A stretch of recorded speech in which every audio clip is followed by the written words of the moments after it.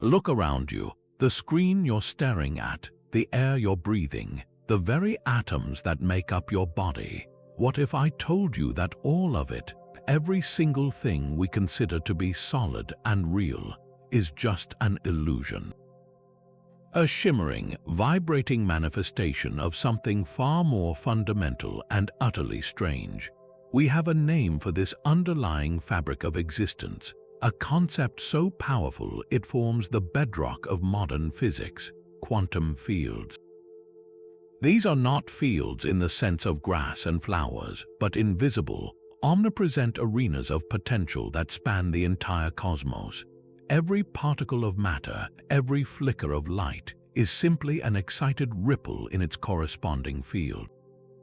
The electron, you know, is just a tiny knot of energy in the universal electron field. The photon bringing you this image is a vibration in the electromagnetic field. You are, right now, a complex symphony of interacting quantum fields. This idea alone is profound enough, but it's merely the starting point for a journey that will stretch the limits of our comprehension. We are about to venture into a realm where the rules of common sense break down completely, exploring 30 of the most fascinating and mind-bending theories that physicists have devised to explain these quantum fields. This is not a dry academic lecture, it is a voyage to the very edge of human understanding. We will confront ideas that seem pulled from science fiction. We will grapple with the Higgs field, an invisible cosmic molasses that gives particles their mass, and ask if there could be other, even stranger fields waiting to be discovered. We will seriously consider the possibility that our universe is just one bubble in an infinite, frothing multiverse, each with its own unique set of physical laws dictated by the behavior of its quantum fields. These theories attempt to answer the biggest questions we can possibly ask. What is reality truly? Why is there something rather than nothing? How did a universe of such breathtaking complexity and order emerge from seeming chaos? This exploration will challenge everything you think you know. It will ask you to set aside your intuitive understanding of space, time, and substance, and to embrace a world that is fundamentally probabilistic, interconnected, and wildly counterintuitive. But the reward for taking this journey is immense. It is a chance to glimpse the hidden machinery of the cosmos, to understand the profound beauty and sheer strangeness that lies beneath the surface of our everyday experience. So get comfortable and open your mind. We are about to dive deep into the quantum depths to explore the 30 theories that might just reveal the ultimate secrets of the universe. And so we begin our journey with the theory that serves as the very foundation for this entire discussion, the standard model of quantum field theory. Think of this as the rulebook for the universe as we currently understand it, a magnificent tapestry woven from a handful of fundamental threads. It paints a picture that is far removed from the old idea of tiny, solid billiard balls zipping around in empty space. Instead, the universe is filled with an array of invisible, interpenetrating fields. An electron isn't a singular little dot. It is a localized excitation, a tiny shiver in a field that exists everywhere at once, the electron field. The same is true for every type of fundamental particle. There is a universal up quark field, a down quark field, and fields for all their exotic cousins. These fields are the true reality, and particles are merely their messengers, but a universe of silent, non-interacting fields would be a boring, empty void. The magic, the complexity, and the very existence of stars, planets, and us comes from how these fields talk to one another. This communication is mediated by another set of fields, the force fields. The most familiar of these is the electromagnetic field. When two electrons repel each other, it's not because they are magically pushing one another. Instead, one excited electron field influences the electromagnetic field, which then carries that influence across space as a particle of light, a photon, which then nudges the other electron field. The photon is the force carrier, the physical manifestation of the interaction. This elegant dance of matter fields interacting through force fields describes everything from the stability of atoms to the nuclear fusion powering our sun. The Standard Model categorizes these fields with remarkable precision. There are the matter fields for the quarks, which combine in trios to form protons and neutrons, and the lepton fields, which give us electrons and neutrinos. Then there are the force fields, the electromagnetic field for light and chemistry, the strong nuclear field that glues atomic nuclei together, and the weak nuclear field responsible for radioactive decay. For decades, this framework was incredibly successful but had one glaring hole. It couldn't explain why these fundamental particles have mass at all. This is where the final and perhaps most famous field enters the stage, the Higgs field. Unlike the other fields, the Higgs field has a non-zero value even in what we consider empty space.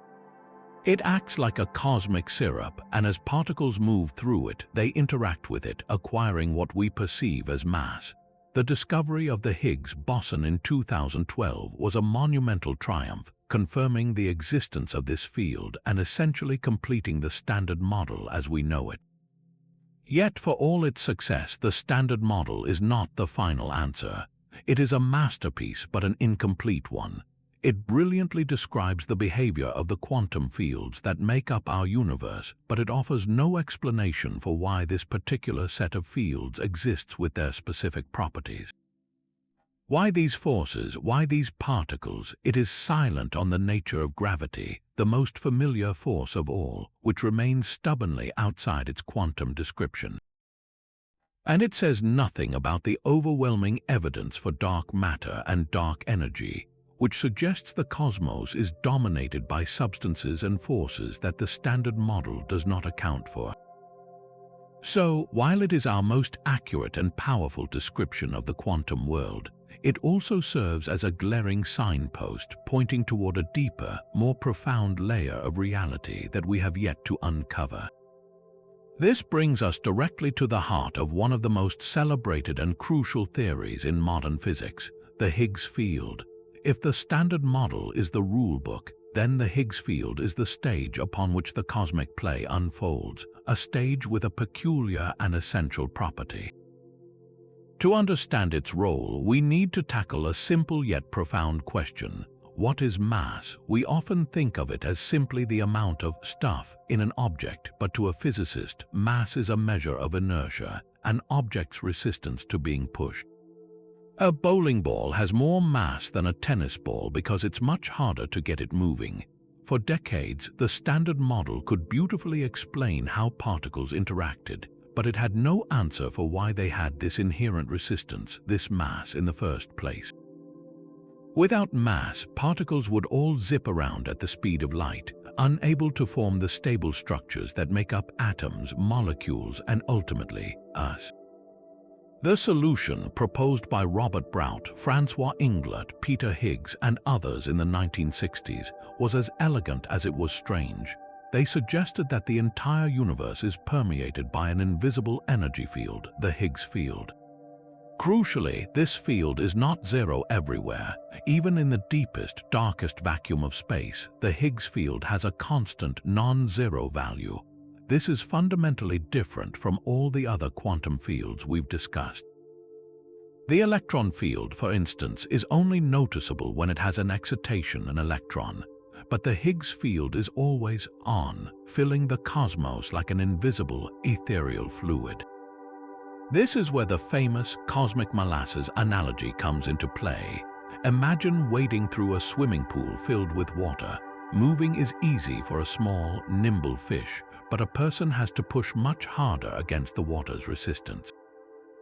The Higgs field acts in a similar way. As fundamental particles move through the universe, they interact with this ever-present Higgs field, but not all particles interact with the same strength.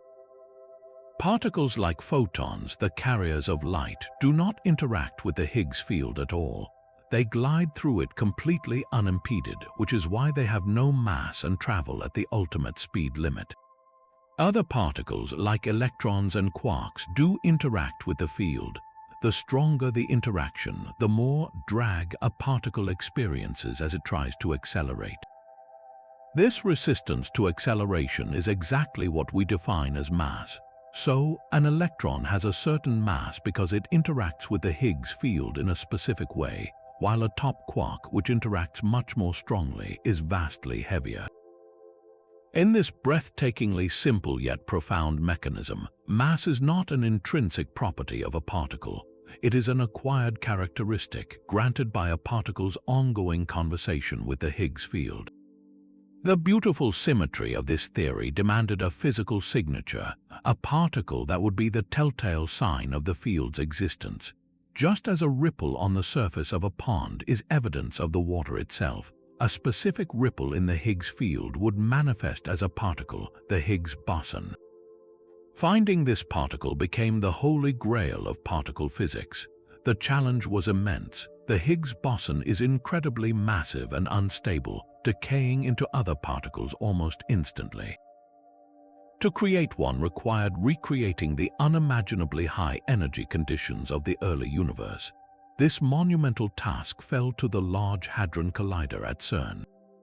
Inside its 17-mile circular tunnel, protons are accelerated to near light speed and smashed together. In the fiery aftermath of these collisions, for a fleeting fraction of a second, the energy is so concentrated that it can excite the Higgs field, causing it to ring and produce a Higgs boson. On July 4, 2012, after decades of work by thousands of scientists, the two main experiments at the LHC, ATLAS and CMS, announced they had found it. They had observed the decay products matching the unique signature of the Higgs boson. It was a historic moment, a triumphant validation of a theory proposed nearly half a century earlier. But why is this field so crucial for the stability of the universe? Without the Higgs field, or if its properties were even slightly different, the consequences would be catastrophic. Electrons lacking mass would not be captured into orbits around atomic nuclei. Atoms could not form. There would be no chemistry, no planets, no stars. The universe would be a boring soup of massless particles speeding through the void. The Higgs field is the silent architect of structure, the mechanism that allowed a chaotic, energetic early universe to cool and condense into the complex and beautiful cosmos we observe today. It is the reason there is something rather than nothing, something with form and substance. Now, if the Higgs field is the stage that gives particles their substance, then quantum electrodynamics, or QED, is the choreography for the most fundamental dance in the universe, the interaction between light and matter. This theory, the first to perfectly marry Einstein's special relativity with quantum mechanics, isn't just another entry on our list. It is a milestone of human intellect, a theory so precise its predictions have been verified to an almost unbelievable degree of accuracy. To grasp its power, we need to move beyond the simple picture of an electron absorbing or emitting a photon. QED reveals that the reality is far more bizarre and wonderfully complex. The central challenge QED overcame was describing the electromagnetic force in a quantum world. How does one electron, made of an excited electron field, influence another across the void of empty space? The answer provided by pioneers like Richard Feynman, Julian Schwinger, and Shinichiro Tominaga involves a concept that bends the mind: virtual particles. In the quantum realm, empty space is not truly empty. The Heisenberg uncertainty principle allows for a temporary loan of energy, and this energy can spontaneously create particle-antiparticle pairs, like an electron and a positron, that pop into existence for an immeasurably short instant before annihilating each other and returning the energy. These are virtual particles, a fleeting froth of creation and destruction happening everywhere all the time. This is where Feynman's brilliant invention comes into play, the Feynman diagram. These deceptively simple sketches are not literal pictures of particle paths. They are powerful calculators. Imagine two electrons repelling each other. A basic Feynman diagram shows them approaching, exchanging a single photon, and then moving apart. But that's just the first, simplest possibility. The full calculation requires considering every single way the interaction could happen. Perhaps the exchanged photon momentarily splits into a virtual electron and a virtual positron before recombining. Perhaps those virtual particles themselves interact. The true probability of the event is a sum over all these fantastically complex histories. Each diagram is a term in a vast cosmic equation, and the staggering result is that this method works with breathtaking precision. The ultimate test of any scientific theory is its predictive power, and QED shines here like no other. Consider the magnetic moment of the electron, a measure of how it behaves like a tiny bar magnet. Using QED and its framework of virtual particles, physicists can calculate this value. The theoretical prediction and the experimentally measured value agree to within 1 part in a trillion. To put that inconceivable level of accuracy into perspective, it is like measuring the distance from New York to Los Angeles with an error no wider than a single human hair. This is not just being roughly correct, it is a validation that our understanding of the quantum dance between light and matter is fundamentally right. QED stands as a testament to the power of human curiosity, demonstrating that even the most counterintuitive ideas, when formulated with mathematical rigor, can reveal profound truths about the fabric of our universe. Yet if the choreography of quantum electrodynamics seems complex, it is almost simple compared to the powerful and deeply strange rules governing the force that literally holds our existence together. We now move from the realm of light and electrons to the heart of the atom itself, to a theory known as quantum chromodynamics, or QCD. This is the framework that describes the strong nuclear force, the mightiest fundamental force in nature. Its power is what binds quarks together to form the protons and neutrons inside every atomic nucleus, overcoming the incredible repulsive force of the positively charged protons crammed into such a tiny space. Without QCD and the strong force, nuclei would instantly fly apart, and the universe would consist of nothing more than a featureless sea of hydrogen. The key to understanding this force lies in a property that quarks possess, which is whimsically named color charge. Now, this has absolutely nothing to do with the colors we see with our eyes. It is simply a convenient label for a type of charge that comes in 3 varieties: red, green, and blue. Just as electric charge governs the electromagnetic force, color charge governs the strong force, but there is a profound and critical difference. In electromagnetism, there are only 2 types of charge, positive and negative. Opposite charges attract and like charges repel. The color charge system is far more intricate. The rule for stability is that particles must be colorless or white. This can be achieved in 2 ways, either by combining 1 red, 1 green, and 1 blue quark, much like how light combines to make white, or by pairing a quark of a certain color with an antiquark carrying the corresponding anticolor. This is where the force carriers, the gluons, enter the picture. Think of them as the sticky substance that makes the whole system work. In fact, their name comes from the word glue. But gluons are far more active than a passive adhesive. While a photon, the carrier of the electromagnetic force, has no electric charge itself, a gluon does carry a color charge. This single fact leads to the most bizarre and defining feature of the strong force. When an electron emits a photon, that photon can travel off independently.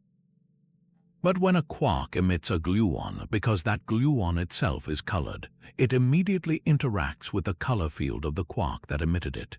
This creates a self-interaction that completely changes the nature of the force. This self-interaction leads to the phenomenon of confinement, which is perhaps the most peculiar concept in all of QCD.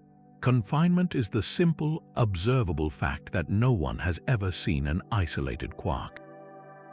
We have overwhelming evidence that quarks exist inside protons and neutrons, but if you try to pull one out, you can't. It's not a matter of having insufficiently powerful equipment. It's a fundamental law of nature. Imagine the quarks inside a proton are connected by a rubber band. As you try to pull a quark away, the energy you put into stretching the rubber band increases. In the world of quantum fields, energy can convert into mass following Einstein's famous equation. So, instead of the rubber band snapping, the immense energy stored in the stretched color field between the quarks spontaneously creates a new quark-antiquark pair. You are left with not a free quark but two new color-neutral particles. It's as if you tried to pull a single end of a piece of string out of a ball of yarn, and the act of pulling simply creates more string, ensuring you never get an isolated strand. The behavior of the strong force is also counterintuitive in another way. Unlike gravity or electromagnetism, which grow weaker with distance, the strong force does the opposite. When quarks are extremely close together within a proton, the force between them is actually very weak. Physicists call this asymptotic freedom, meaning quarks behave almost as free particles when they are in extremely tight quarters. It is only when you try to separate them that the force becomes overwhelmingly powerful, leading to confinement. This is why the internal structure of a proton is a seething, chaotic environment of quarks and gluons constantly interacting, a turbulent quantum soup held together by a force that is weakest when they are closest. Quantum chromodynamics gives us a window into a realm of breathtaking power and strange beauty, a set of rules that operates on a scale so small it defies everyday intuition, yet whose consequences are the very bedrock of our material reality. But if the gluons of the strong force create a world of confinement and strange rules within the nucleus, then our next theory takes us to the very stage upon which all these quantum dramas play out, the vacuum of space itself. And here we encounter one of the most profound deceptions in all of physics. We look up at the night sky, see the vast distances between stars, and call it empty. We imagine a pure, silent nothingness, but according to quantum field theory, this idea of emptiness is a complete illusion. What we call a vacuum is not a void. It is a seething, turbulent ocean of energy, a hive of frantic activity so fundamental that it undergirds all of reality.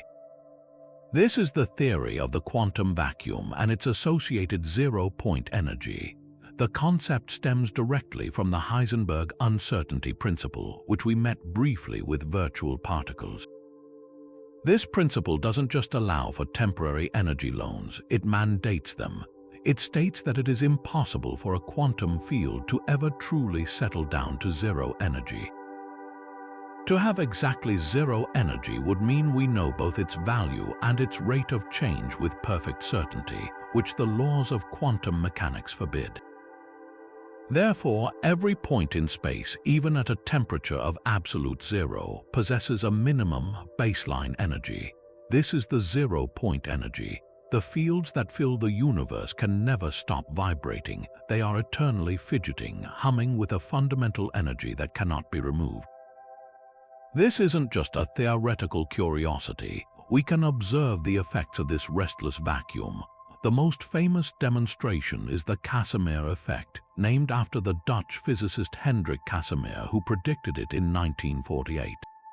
Imagine two perfectly smooth, uncharged metal plates placed incredibly close together in a vacuum, only a few millionths of a meter apart. Classically, with nothing between them, you would expect nothing to happen. But the quantum vacuum tells a different story. In the empty space outside the plates, virtual particles of all wavelengths can pop in and out of existence. However, in the narrow gap between the plates, only virtual particles with wavelengths that fit perfectly between the plates, those whose wavelengths are fractions of the gap distance, can appear. This creates a restriction. The number of virtual particle fluctuations outside the plates is greater than the number between them. This imbalance creates a subtle but measurable pressure pushing the plates together. It's as if the relentless activity of the vacuum on the outside is stronger than the activity on the inside, forcing the plates to collide. This effect has been experimentally verified with stunning precision, providing direct, tangible evidence that empty space is anything but empty. The implications of this are truly mind-boggling. If every cubic centimeter of space contains this zero-point energy, then the total energy contained in the vacuum of our universe must be astronomically immense. When physicists attempt to calculate this energy density, they run into what is arguably the worst theoretical prediction in the history of science. The numbers they get are so catastrophically large that if they were correct, the energy inherent in empty space would have an enormous gravitational repulsion. This repulsive force would have blown the universe apart in the first fraction of a second after the Big Bang. The cosmos would have expanded so rapidly that not a single star, planet, or atom could ever have formed. The fact that we exist to do the calculation is glaring proof that our theoretical estimate is wildly wrong. This staggering mismatch between prediction and observation is known as the cosmological constant problem, and it remains one of the greatest unsolved mysteries in physics. This leads us to a fascinating connection with one of the biggest discoveries in modern cosmology, dark energy. Observations of distant supernova in the late 1990s revealed that the expansion of the universe is not slowing down as everyone expected, but is actually accelerating. Something is pushing galaxies apart at an ever-increasing rate. This something is dubbed dark energy. The simplest explanation for dark energy is that it is the energy of the vacuum itself, a cosmological constant, as Einstein once proposed. But here's the twist. The measured value of dark energy is positive, confirming the acceleration, but it is about 120 orders of magnitude smaller than the value calculated from quantum field theory.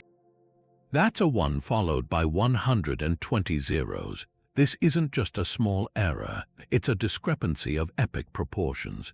It means we are missing something fundamental about how gravity interacts with the quantum world, or how the energy of the vacuum is somehow cancelled out or screened in a way we don't understand. The quantum vacuum, therefore, is not just a background hum. It is central to the ultimate fate of the cosmos, and understanding its true nature is the key to unlocking the deepest secrets of the universe, from its birth to its final destiny. While the theories we have explored so far reveal a universe of incredible complexity, many physicists believe there must be a deeper, more elegant symmetry hidden beneath the surface, a kind of cosmic order that simplifies our seemingly messy collection of particles and forces. This brings us to one of the most beautiful and compelling ideas in theoretical physics, supersymmetry, often abbreviated as SUSY. At its heart, supersymmetry is a proposal for a profound partnership between the two fundamental classes of particles in the universe. On one side, we have the fermions, the particles of matter, like electrons and quarks, which obey the Pauli exclusion principle and are the building blocks of all solid things. On the other side, we have the bosons, the force carriers, like photons and gluons, which can pile on top of each other to create the forces that shape the fermions. In our current standard model, these two families are distinct, operating under different rules. Supersymmetry proposes a breathtakingly simple and symmetric relationship. For every known fermion, there should be a corresponding bosonic superpartner, and for every known boson, a corresponding fermionic superpartner. This would weave the universe's matter and force particles into a single, unified tapestry. The electron, a fermion, would have a bosonic partner called the selectron. The photon, a boson, would have a fermionic partner called the photino. This elegant swap would double the number of elementary particles, but in doing so, it promises to solve some of the most stubborn problems in modern physics. One of the biggest puzzles it addresses is the hierarchy problem, which questions why the force of gravity is so unimaginably weaker than the other fundamental forces. The mass of the Higgs boson is incredibly sensitive to quantum corrections from all other particles. In the standard model alone, these corrections should drive the Higgs mass up to a scale quadrillions of times larger than what we observe, making our universe of stable atoms impossible. Supersymmetry provides a graceful solution. For every particle that contributes a large positive correction to the Higgs mass, its superpartner contributes an identical negative correction. They cancel each other out with perfect precision, naturally protecting the Higgs mass and explaining why the scales of nature are so finely tuned for our existence. Furthermore, supersymmetry offers a perfect candidate for the mysterious substance known as dark matter. The lightest supersymmetric particle, or LSB, is theorized to be stable and would not interact with light or ordinary matter except through gravity and the weak nuclear force. This makes it an ideal dark matter candidate, a massive, invisible particle that could form the gravitational scaffolding for galaxies without ever being seen. Perhaps most ambitiously, SUSY is a crucial step toward the holy grail of physics, a theory of everything. It allows for the forces of nature, the electromagnetic, weak and strong forces, to unify at a single, incredibly high energy scale, suggesting they were all aspects of one primordial force at the birth of the universe. It also provides a potential bridge between quantum field theory and gravity, making a theory of quantum gravity more mathematically tractable. For decades, the elegance and explanatory power of supersymmetry made it the leading candidate for physics beyond the Standard Model. However, there is a significant catch. Despite extensive searches at powerful particle colliders like the Large Hadron Collider, not a single superpartner has been found. This absence is a major mystery. If supersymmetry is a true symmetry of nature, it must be broken, meaning the superpartners are far heavier than their Standard Model counterparts. The dream of a perfectly symmetric universe at accessible energy scales has faded, forcing physicists to consider more complex, broken versions of the theory. Yet the profound beauty and potential of supersymmetry ensure it remains a central pillar of theoretical exploration, a ghostly reflection of a more perfect cosmic order that may still be waiting to be discovered. But if supersymmetry hints at a hidden partnership between particles, our next theory proposes a revolution so profound it redefines the very idea of what a particle is. We have been thinking of electrons and quarks as point-like excitations in their respective fields. But what if that point has a structure? What if it is not a zero-dimensional dot but a tiny, vibrating loop of energy?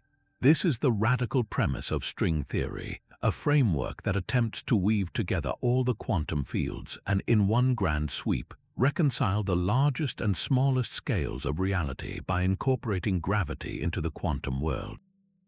The central idea is breathtakingly simple, yet its implications are endless. String theory proposes that the fundamental constituents of the universe are not point particles but unimaginably small, one-dimensional strings. These strings are so tiny that if an atom were magnified to the size of our solar system, a string would be no larger than a tree on Earth. And just as a single violin string can vibrate at different frequencies to produce a multitude of distinct musical notes, a low C, a high G, a resonant A, these cosmic strings vibrate in different patterns. One specific vibration pattern might correspond to an electron.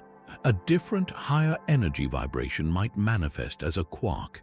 Another distinct resonance could be a photon, and yet another a graviton, the hypothetical particle that carries the gravitational force. In this elegant vision, every particle in the Standard Model is simply a different note on the same fundamental string. The entire universe is a symphony played on these tiny loops of energy. This is where string theory makes its crucial connection to quantum field theory. You can think of each quantum field we've discussed, the electron field, the quark field, as corresponding to a specific, allowed vibration mode of the string. The excitation of that field, which we perceive as a particle, is the string vibrating in that particular pattern. String theory, therefore, doesn't replace quantum field theory. It potentially provides a deeper origin for it, explaining why there is a specific set of quantum fields with their particular properties. They emerge from the possible ways a string can vibrate. The most compelling promise of string theory is its ability to naturally include gravity. In our current quantum field theories, gravity is the outlier. When physicists try to describe the gravitational force using the same quantum rules that work perfectly for the other three forces, the mathematics breaks down, producing nonsensical infinities. But in string theory, gravity is not an add-on, it is a necessary feature. The vibration pattern that corresponds to the graviton emerges naturally from the theory's equations. Because strings are extended objects, not points, they interact in a softer way, smoothing out the violent quantum fluctuations that cause the mathematics of point-particle gravity to diverge. For the first time, we have a consistent framework that describes all known forces, including gravity, under one quantum mechanical umbrella. However, this incredible unification comes with a monumental catch, one that pushes the limits of our imagination, extra dimensions. For the mathematics of string theory to be consistent and to produce a graviton, the strings cannot vibrate in just the three spatial dimensions and one time dimension we experience. They require extra spatial dimensions, a total of 6 or 7 more, depending on the version of the theory. Where are these dimensions? The proposal is that they are compactified or curled up into a fantastically small, complex shape at every single point in our familiar three-dimensional space. Imagine a garden hose. From a distance, it looks like a simple one-dimensional line, but if you get very close, you see that it has a second dimension, a circular cross-section curled up into a tiny loop. In the same way, at every point in the space around you, there could be 6 additional spatial dimensions curled into an intricate, microscopic shape called a Calabi-Yau manifold. The specific geometry of this hidden manifold would determine the allowed vibrational modes of the strings, which in turn would dictate the properties of the particles and forces we observe, essentially writing the laws of physics for that universe. This leads to a staggering possibility, the string theory landscape. Rather than predicting one unique universe, the theory suggests there could be a colossal number of possible stable configurations for these extra dimensions, perhaps 10 to the power of 500. Each configuration would yield a different set of physical laws. This vast landscape offers a potential explanation for the seemingly fine-tuned constants of our universe, like the strength of the electromagnetic force or the mass of the electron. In this view, our universe isn't fine-tuned. It's simply one among a virtually infinite multiverse of possibilities, a bubble where the random roll of the cosmic dice produced laws compatible with our existence. Yet, this very strength is also string theory's greatest weakness, the inability to make unique, testable predictions about our low-energy world, combined with the unimaginable energy scales required to probe strings directly, means that for now it remains a magnificent but unproven mathematical edifice. It is a theory of profound beauty and breathtaking scope, offering a vision of ultimate unity, but one that still waits for a crucial experimental connection to the reality we inhabit. This idea of hidden dimensions and unseen fields might seem like the ultimate frontier, but there is another theory, just as profound, that takes us back to the very first moments of existence to address a set of cosmic puzzles that the standard Big Bang theory simply cannot answer. This is the theory of cosmic inflation, and it introduces another pivotal quantum field, the inflationary field. The classic Big Bang picture describes a universe exploding from an infinitely hot, dense point and then expanding and cooling. It's a powerful narrative, but it leaves some glaring questions. Why is the universe so remarkably uniform in every direction we look? The cosmic microwave background radiation, the leftover heat from the Big Bang, has the same temperature everywhere to an astonishing precision, about 1 part in 100,000. This is the horizon problem. If the universe has been expanding at the speed of light since its birth, then there hasn't been enough time for light or heat to travel from one distant region to another to even out the temperature. It's like walking into a vast auditorium and finding that every single seat is exactly 68 degrees, even though the people in the front row have had no way to communicate with the people in the back. The second major issue is the flatness problem. Einstein's theory of general relativity tells us that the overall mass and energy density of the universe determines the geometry of space itself. It could be positively curved like a sphere, negatively curved like a saddle, or perfectly flat. All our measurements with incredible accuracy indicate that our universe is flat. But for the universe to remain flat for over 13 billion years, its initial density had to be fine-tuned to an almost miraculous degree at the moment of the Big Bang. A deviation of just 1 part in 10 to the power of 60 would have caused the universe to either rapidly collapse back on itself or fly apart so quickly that no structures could form. The Standard Model offers no explanation for why the universe was born with this seemingly perfect, improbable balance. The theory of cosmic inflation, first proposed by Alan Guth and then refined by others like Andre Linde, provides an elegant and powerful solution to both of these puzzles through the action of a single, temporary quantum field. The theory proposes that a tiny fraction of a second after the Big Bang, around 10 to the power of -36 seconds, the universe was dominated by the energy of a hypothetical field, the inflaton field. This field found itself in a peculiar state known as a false vacuum, a high-energy state that is metastable, like a ball perched precariously on the top of a very flat hill. In this state, the inflaton field exerted a tremendous negative pressure, an effect that acted like a powerful repulsive gravity. Instead of the steady, slowing expansion of the standard Big Bang, this negative pressure caused the universe to expand exponentially, doubling in size every tiny fraction of a second. The numbers involved here are almost impossible to comprehend.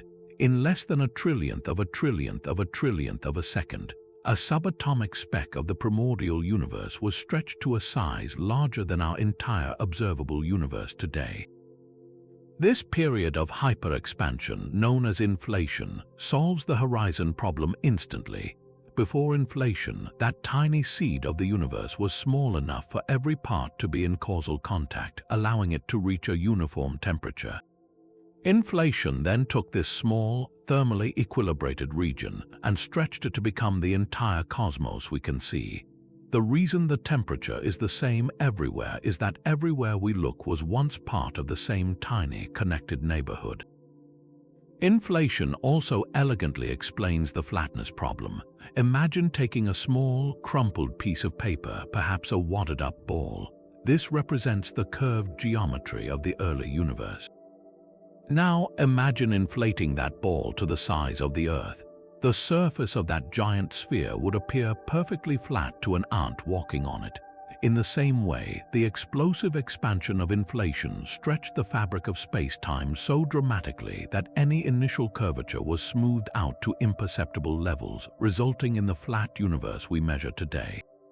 It's not that the universe was born with a perfectly tuned density. It's that inflation drove it relentlessly toward flatness, but the power of the inflationary field doesn't stop there. It also provides the crucial seeds for all the structure in the universe. Due to the quantum uncertainty we discussed earlier, the inflaton field was not perfectly uniform. It was subject to tiny quantum fluctuations, minute variations in its energy from point to point. During the incredible stretching of inflation, these microscopic quantum ripples were blown up to astronomical sizes. Regions of slightly higher density in the field corresponded to regions with slightly more gravitational pull. After inflation ended and the inflaton field decayed, dumping its energy into creating the hot soup of particles of the standard Big Bang, these tiny density imperfections acted as gravitational seeds. Over billions of years, ordinary matter was drawn into these slightly denser regions, eventually forming galaxies, stars, and the vast cosmic web we observe today.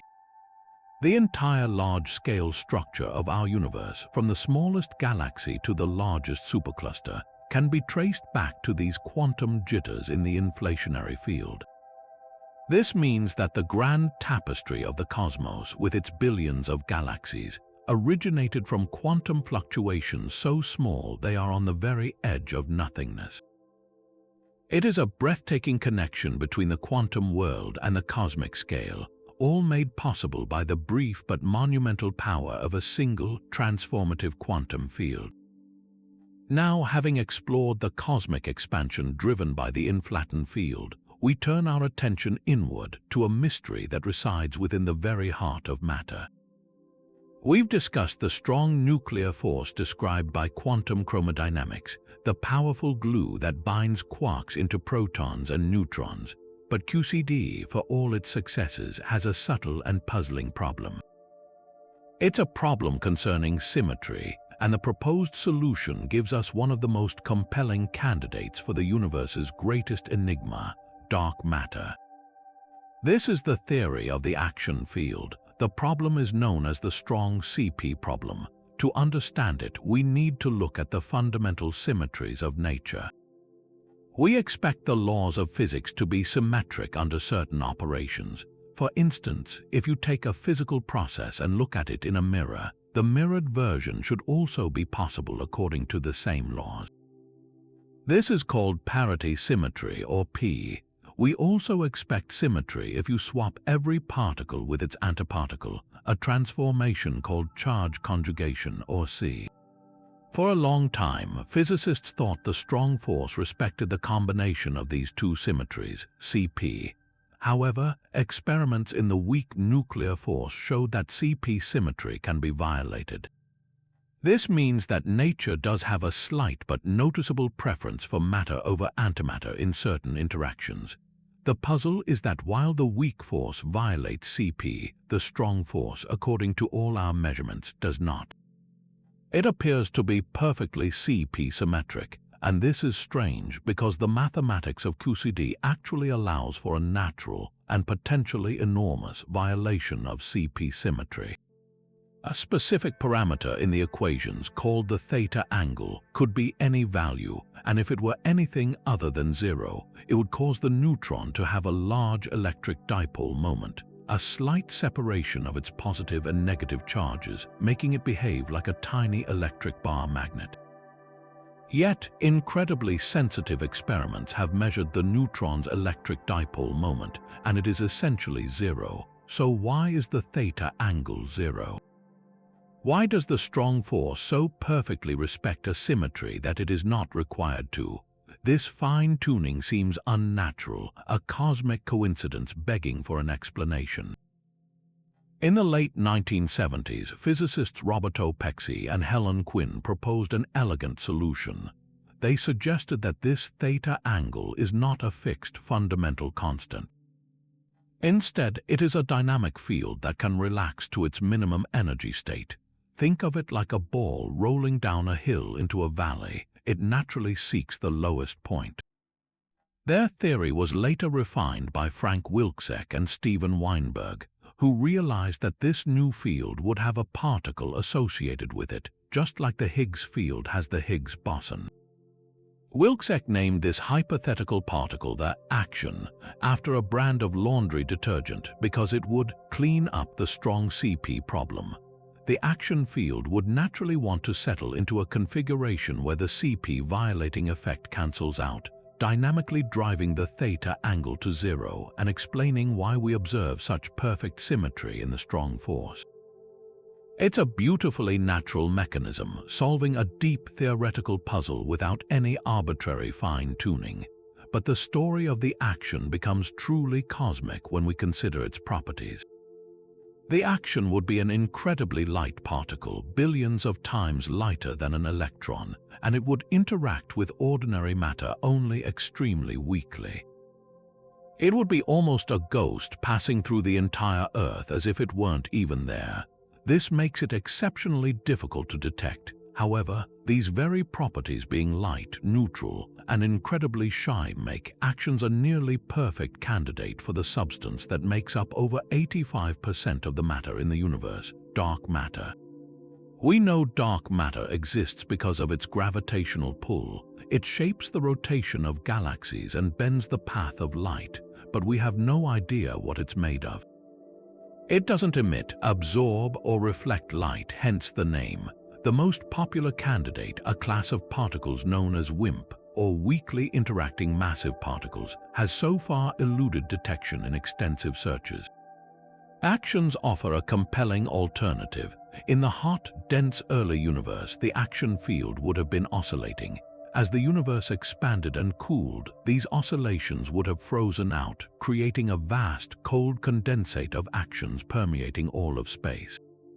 This sea of invisible particles would cluster around galaxies due to gravity, providing the exact kind of invisible mass needed to explain the observed motions of stars and the gravitational lensing of light.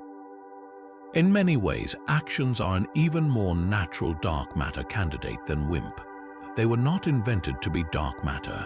They were proposed to solve a completely different, unrelated problem in particle physics. The fact that they also have the right characteristics to be the dominant form of matter in the universe is a stunning and persuasive coincidence. It suggests that two of the biggest puzzles in physics, the strong CP problem and the nature of dark matter, might be solved by a single, elegant concept. The search for axions is now a major frontier in experimental physics. Since they interact so weakly, you can't build a conventional detector and wait for one to bump into it. Instead, scientists use ingenious methods. One of the most promising is to use a powerful magnetic field. The theory predicts that in the presence of a strong magnetic field, an axion could very rarely convert into a photon.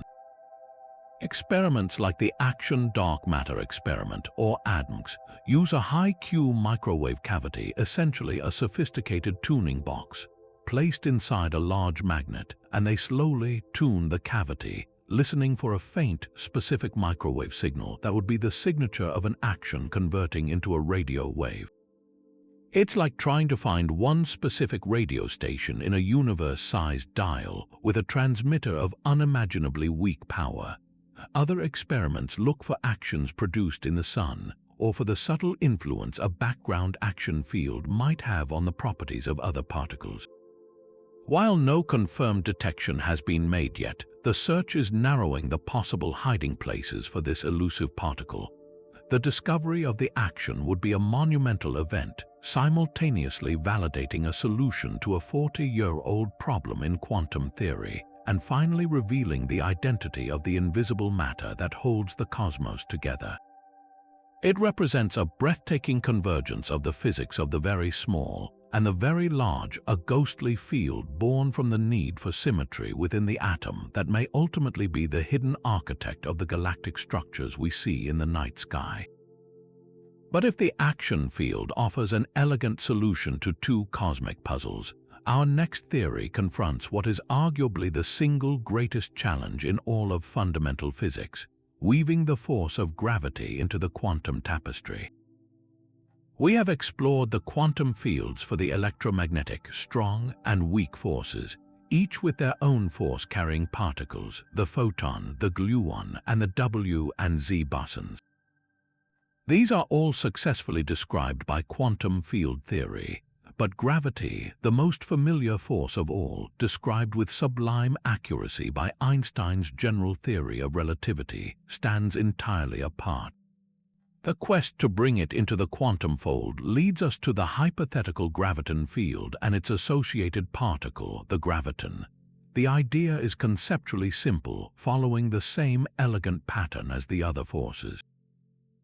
Just as the electromagnetic force is mediated by photons, the gravitational force would be mediated by gravitons.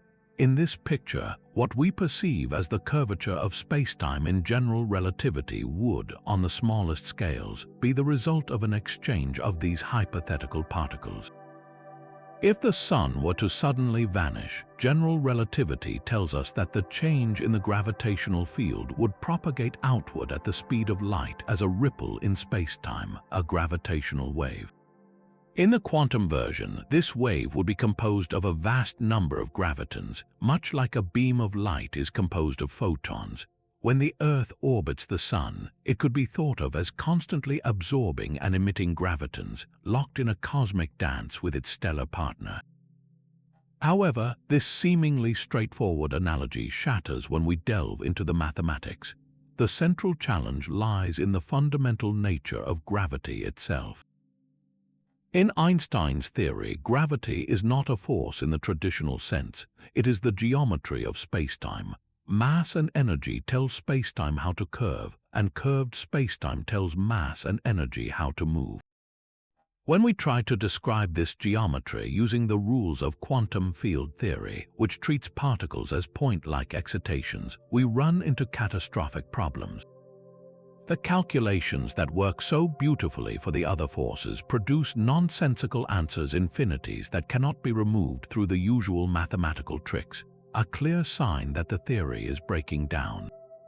The core of the problem is that the graviton, if it exists, must have a particular property, a spin of 2. This is different from the spin 1 of photons and gluons. This spin 2 nature is what allows it to encode the geometry of spacetime. But this very property makes the graviton uniquely self-interactive. A photon has no electric charge, so it does not directly interact with other photons. A graviton, however, carries energy, and since energy is the source of gravity, the graviton must generate its own gravitational field. This means gravitons can interact with other gravitons. This self-interaction creates a feedback loop of incredible complexity. When you try to calculate the probability of even a simple gravitational interaction, you have to account for not just the exchange of a single graviton, but also for the possibility that those gravitons are interacting with each other, splitting, and merging in an infinite cascade of complexity.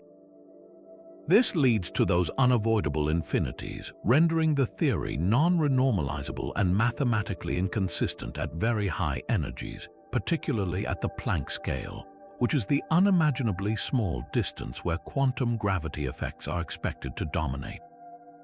This mathematical breakdown is a warning that our current understanding of physics is incomplete.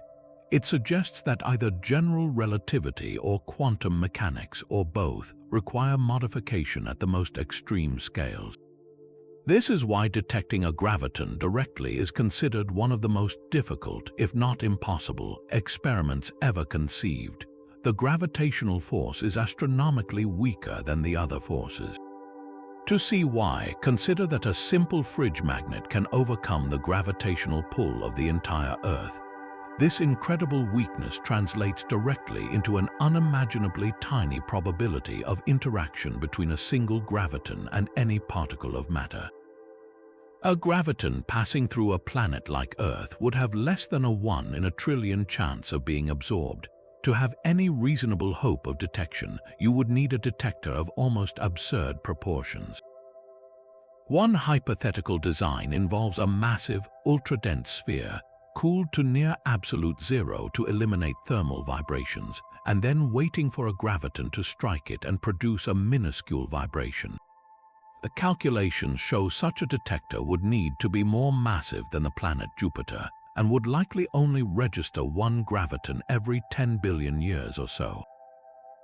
The sheer impracticality of such an experiment highlights why physicists are exploring more indirect paths, such as studying the imprint of primordial gravitational waves from the Big Bang on the cosmic microwave background, which would be a fossil relic of gravitons from the dawn of time. The profound difficulty of quantizing gravity is the primary motivation for more radical frameworks like string theory, which, as we discussed, naturally incorporates a spin 2 graviton and avoids the mathematical pitfalls of the point-particle approach. The search for the graviton is therefore more than a hunt for a new particle. It is a search for the final piece of the cosmic puzzle, the key to a unified theory of everything. Until we can understand how gravity works in the quantum realm, our picture of the universe for all its brilliance remains fundamentally incomplete. This journey through quantum fields reveals a universe humming with potential, a realm of perfect hidden symmetries. But if these symmetries are so perfect, why does our observed world appear so diverse and broken? Why do particles have different masses and forces exhibit distinct strengths? The answer lies in one of the most transformative concepts in all of physics: spontaneous symmetry breaking. Imagine a perfectly round, smooth marble resting at the very peak of a sombrero. This situation is perfectly symmetric. The marble can roll down in any direction with equal ease. There is no preferred direction. This represents a field in its high-energy, symmetric state. But this peak is an unstable perch. The marble's lowest energy state is not at the top, but in the trough of the hat's brim. The moment the marble rolls down into that circular valley, the perfect symmetry is broken. The marble has chosen a specific direction. The laws of physics governing the system are still symmetric. There was no external force pushing the marble left or right, but the outcome, the final state, is not. The system has spontaneously chosen one state out of an infinite number of equally possible ones. This abstract idea has a stunningly clear analogy in the everyday world: ferromagnetism.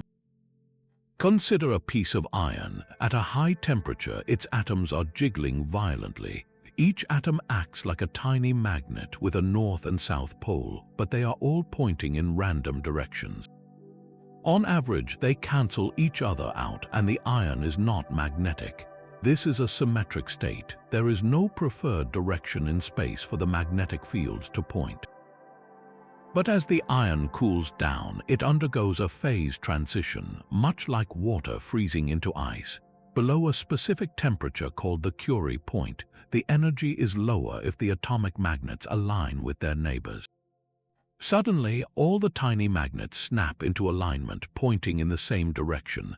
The iron becomes a permanent magnet with a distinct north and south pole. The fundamental laws of electromagnetism governing the atoms are perfectly symmetric. They don't care about direction, but the material itself has spontaneously broken that symmetry, choosing one specific orientation out of the infinite possibilities. This is not a theoretical curiosity, it is a physical reality you can hold in your hand. Now, let's apply this revolutionary principle to the cosmos itself, and we arrive at the Higgs mechanism we discussed earlier. The Higgs field is the quintessential example of spontaneous symmetry breaking on a universal scale.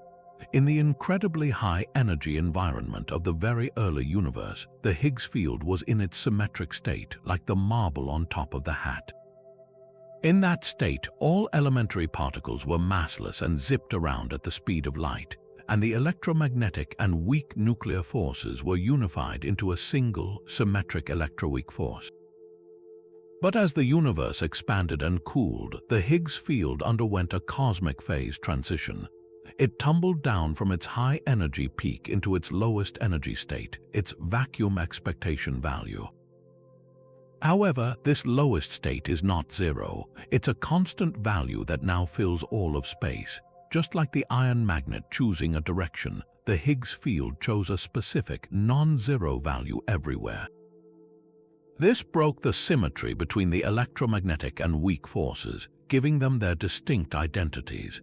The photons of electromagnetism remained massless, while the W and Z bosons of the weak force became incredibly heavy by interacting with the Higgs field.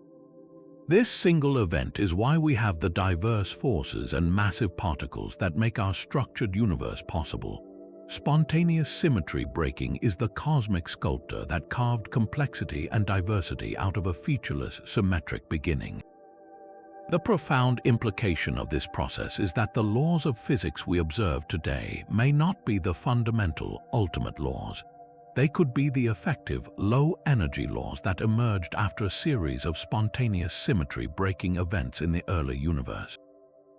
At energies far beyond what our particle colliders can reach, there might have been a perfect, sublime symmetry governing a single unified force. As the cosmos cooled, this symmetry broke, perhaps multiple times, giving rise to the separate forces we now study. This idea elevates spontaneous symmetry breaking from a mere mechanism to a fundamental creative principle in cosmology.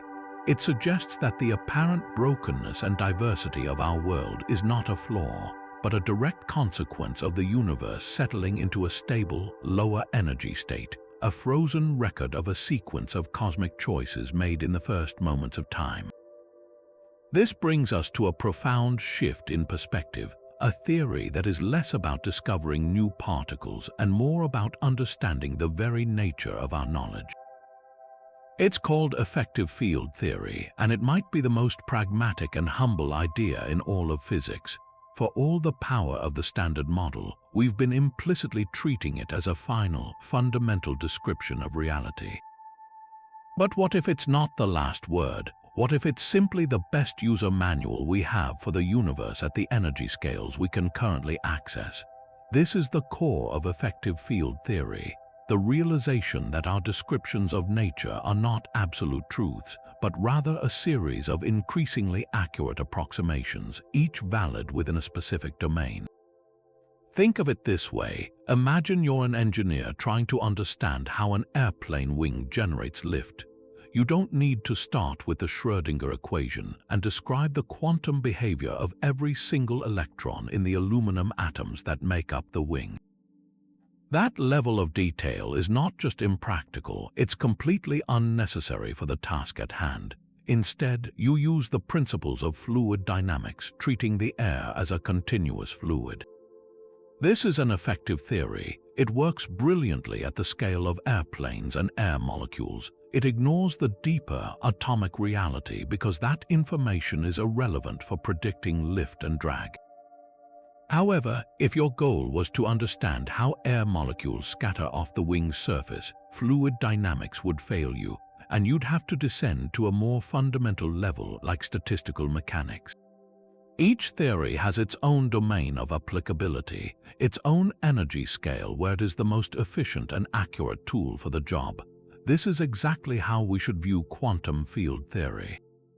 The standard model is our incredibly successful fluid dynamics for the subatomic world. It allows us to make stunningly precise predictions for particle collisions at energies achievable in places like the Large Hadron Collider.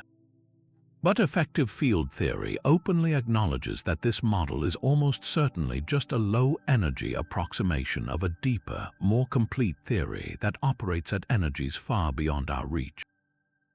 We can't see this ultimate theory directly, just as the engineer can't see individual atoms while designing a wing. The magic of the effective approach is that we don't need to. We can parameterize our ignorance. How does this work in practice? The method involves adding extra terms to the equations of our known quantum field theories. These terms represent the potential influence of all the unknown, heavy particles and forces that exist at higher energies. Since we don't know what they are, we simply represent their collective effect with a set of numbers called Wilson coefficients.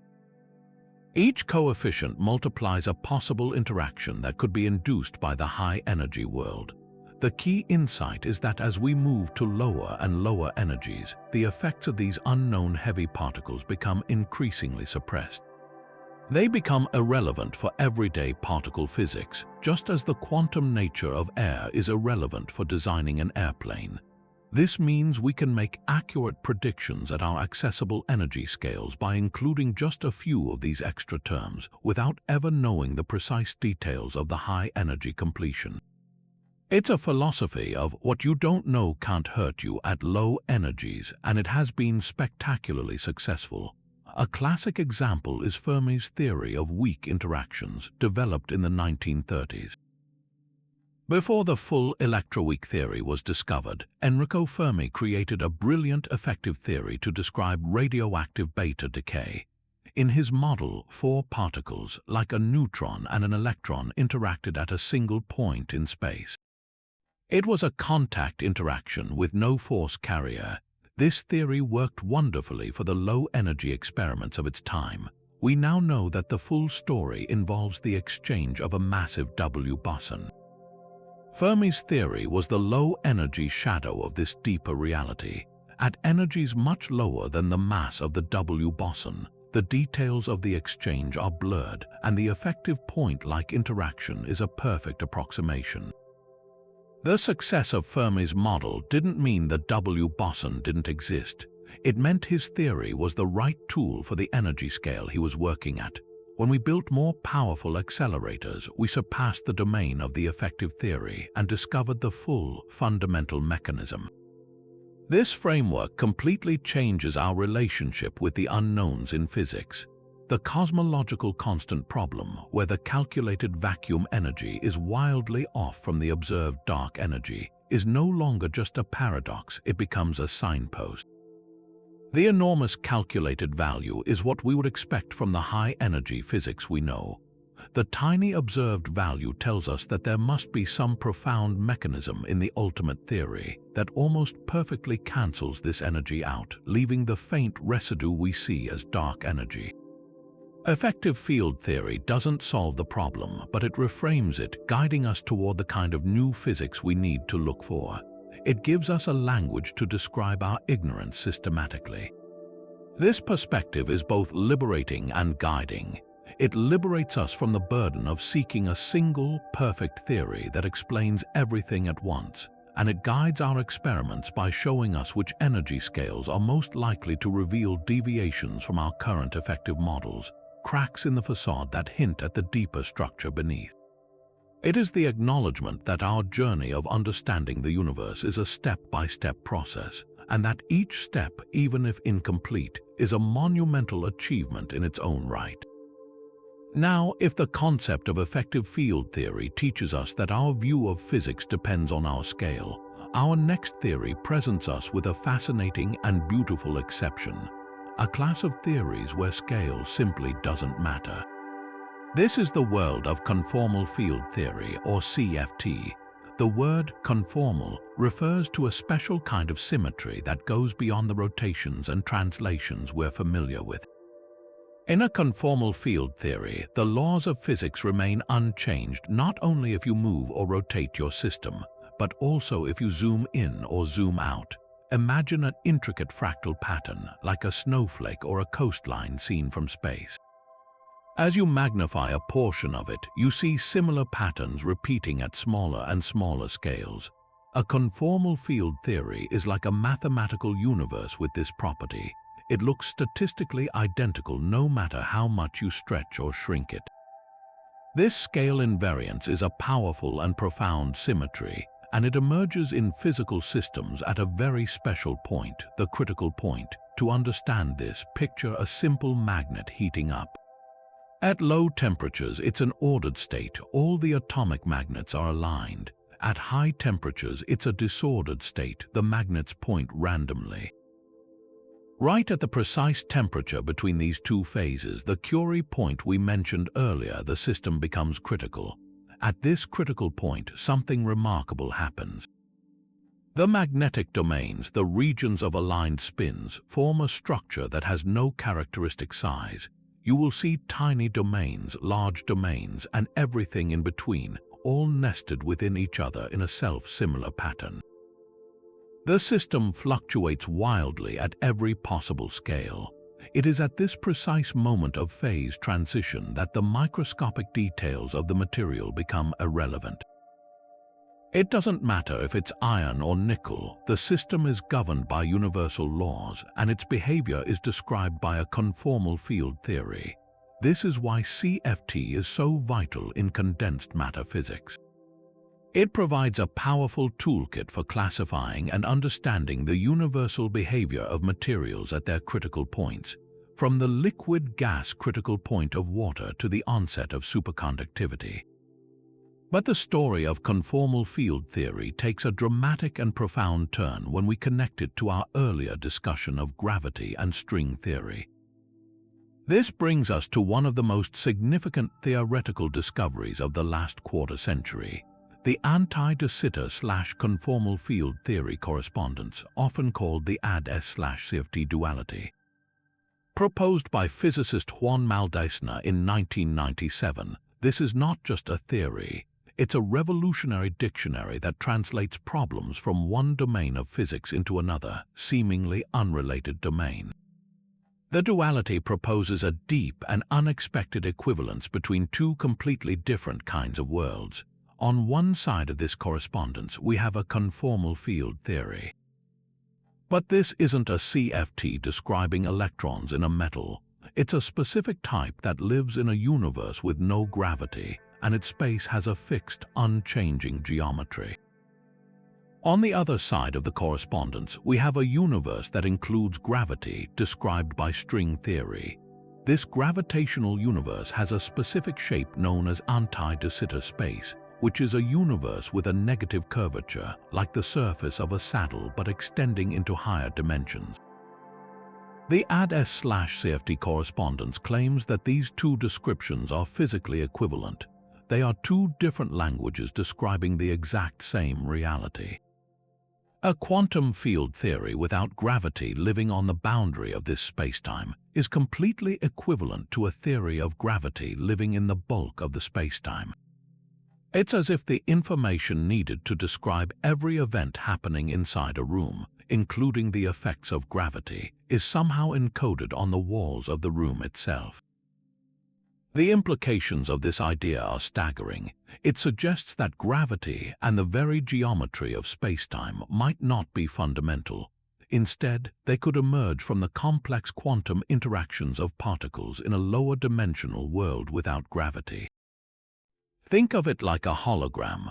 A two-dimensional holographic film contains all the information needed to project a three-dimensional image. In the same way, the AD/S/CFT duality suggests that our apparently three-dimensional world of spacetime and gravity could be a projection from a two-dimensional quantum field theory operating on its boundary. This holographic principle provides a concrete mathematical framework for an idea that has tantalized physicists for decades. It offers a potential pathway to resolve the black hole information paradox, a major conflict between general relativity and quantum mechanics, by suggesting that the information swallowed by a black hole is not lost but is encoded on its event horizon. While our universe is not exactly an anti-de Sitter space, it appears to be closer to a de Sitter space with positive curvature driven by dark energy. The AD/S/CFT correspondence stands as a monumental beacon, illuminating a profound and unexpected connection between the physics of the very small quantum fields and the physics of the very large gravity and spacetime. It reveals that the distinctions we make between different theories might be illusions of our perspective, and that a deeper, unified reality awaits our discovery. This grand quest for a single, overarching framework is the ultimate goal of physics, a pinnacle of human curiosity known as the theory of everything. After exploring the diverse landscape of quantum fields from the Higgs to the inflaton, a compelling question arises: are these separate forces and particles truly fundamental, or are they merely different facets of a single, pristine entity? The theory of everything represents the ambition to find one unified quantum field theory that seamlessly weaves together all four fundamental forces: gravity, electromagnetism, the strong nuclear force, and the weak nuclear force. It's the dream of a single equation, perhaps elegant enough to fit on a T-shirt, that would describe every interaction in the cosmos, from the orbit of planets to the dance of quarks. The first major step on this path beyond the Standard Model is the concept of Grand Unified Theories, or GUT. The Standard Model already achieved a monumental unification in the 1960s, showing that at high enough energies, the electromagnetic force and the weak nuclear force merge into a single electroweak force. Grand Unified Theories aim to take this much further. They propose that at even more incredible energy scales, trillions of times higher than what we can create in particle colliders, the strong nuclear force joins the party. In this GUT era, which would have existed for a fleeting instant after the Big Bang, these three forces were one unified force described by a single, symmetric quantum field. As the universe expanded and cooled, this perfect symmetry broke, much like the spontaneous symmetry breaking we saw with the Higgs field, causing the forces to freeze out into the distinct entities we recognize today. The appeal of GUTs is immense. They naturally explain why the electric charge of the proton and the electron are perfectly equal and opposite, a fact that appears as a coincidence in the Standard Model, but emerges as a necessity in many grand unified theories. They also predict new, extremely heavy particles that could mediate proton decay, a process where the seemingly stable proton transforms into lighter particles. While proton decay has never been observed, its potential discovery would be a monumental validation of the GUT idea. However, even a successful grand unified theory would still be incomplete, as it leaves out the most elusive force of all, gravity. This brings us to the two most prominent and philosophically distinct contenders for the full theory of everything: string theory and loop quantum gravity. String theory, as we discussed, approaches the problem by redefining the fundamental ingredient of reality. It replaces point-like particles with tiny, vibrating strings. The different vibrational modes of these strings correspond to different particles, including the graviton, thus incorporating gravity from the very beginning. Its great strength is its mathematical consistency. It provides a finite, workable quantum theory of gravity, which quantum field theory alone fails to do.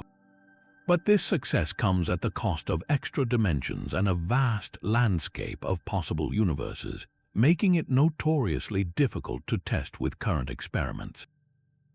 Loop quantum gravity, on the other hand, takes a more conservative approach. Instead of adding new dimensions or objects, it tries to quantize gravity directly by applying the principles of quantum mechanics to the very fabric of spacetime itself, as described by Einstein's general relativity. In this theory, space is not a smooth, continuous background. Instead, it is woven from a network of tiny, discrete loops, a fabric of finite threads woven into a structure called a spin network. Think of it as the digital pixelation of space-time. Volume and area come in tiny, indivisible units, a quantum of space, much like light comes in discrete packets called photons.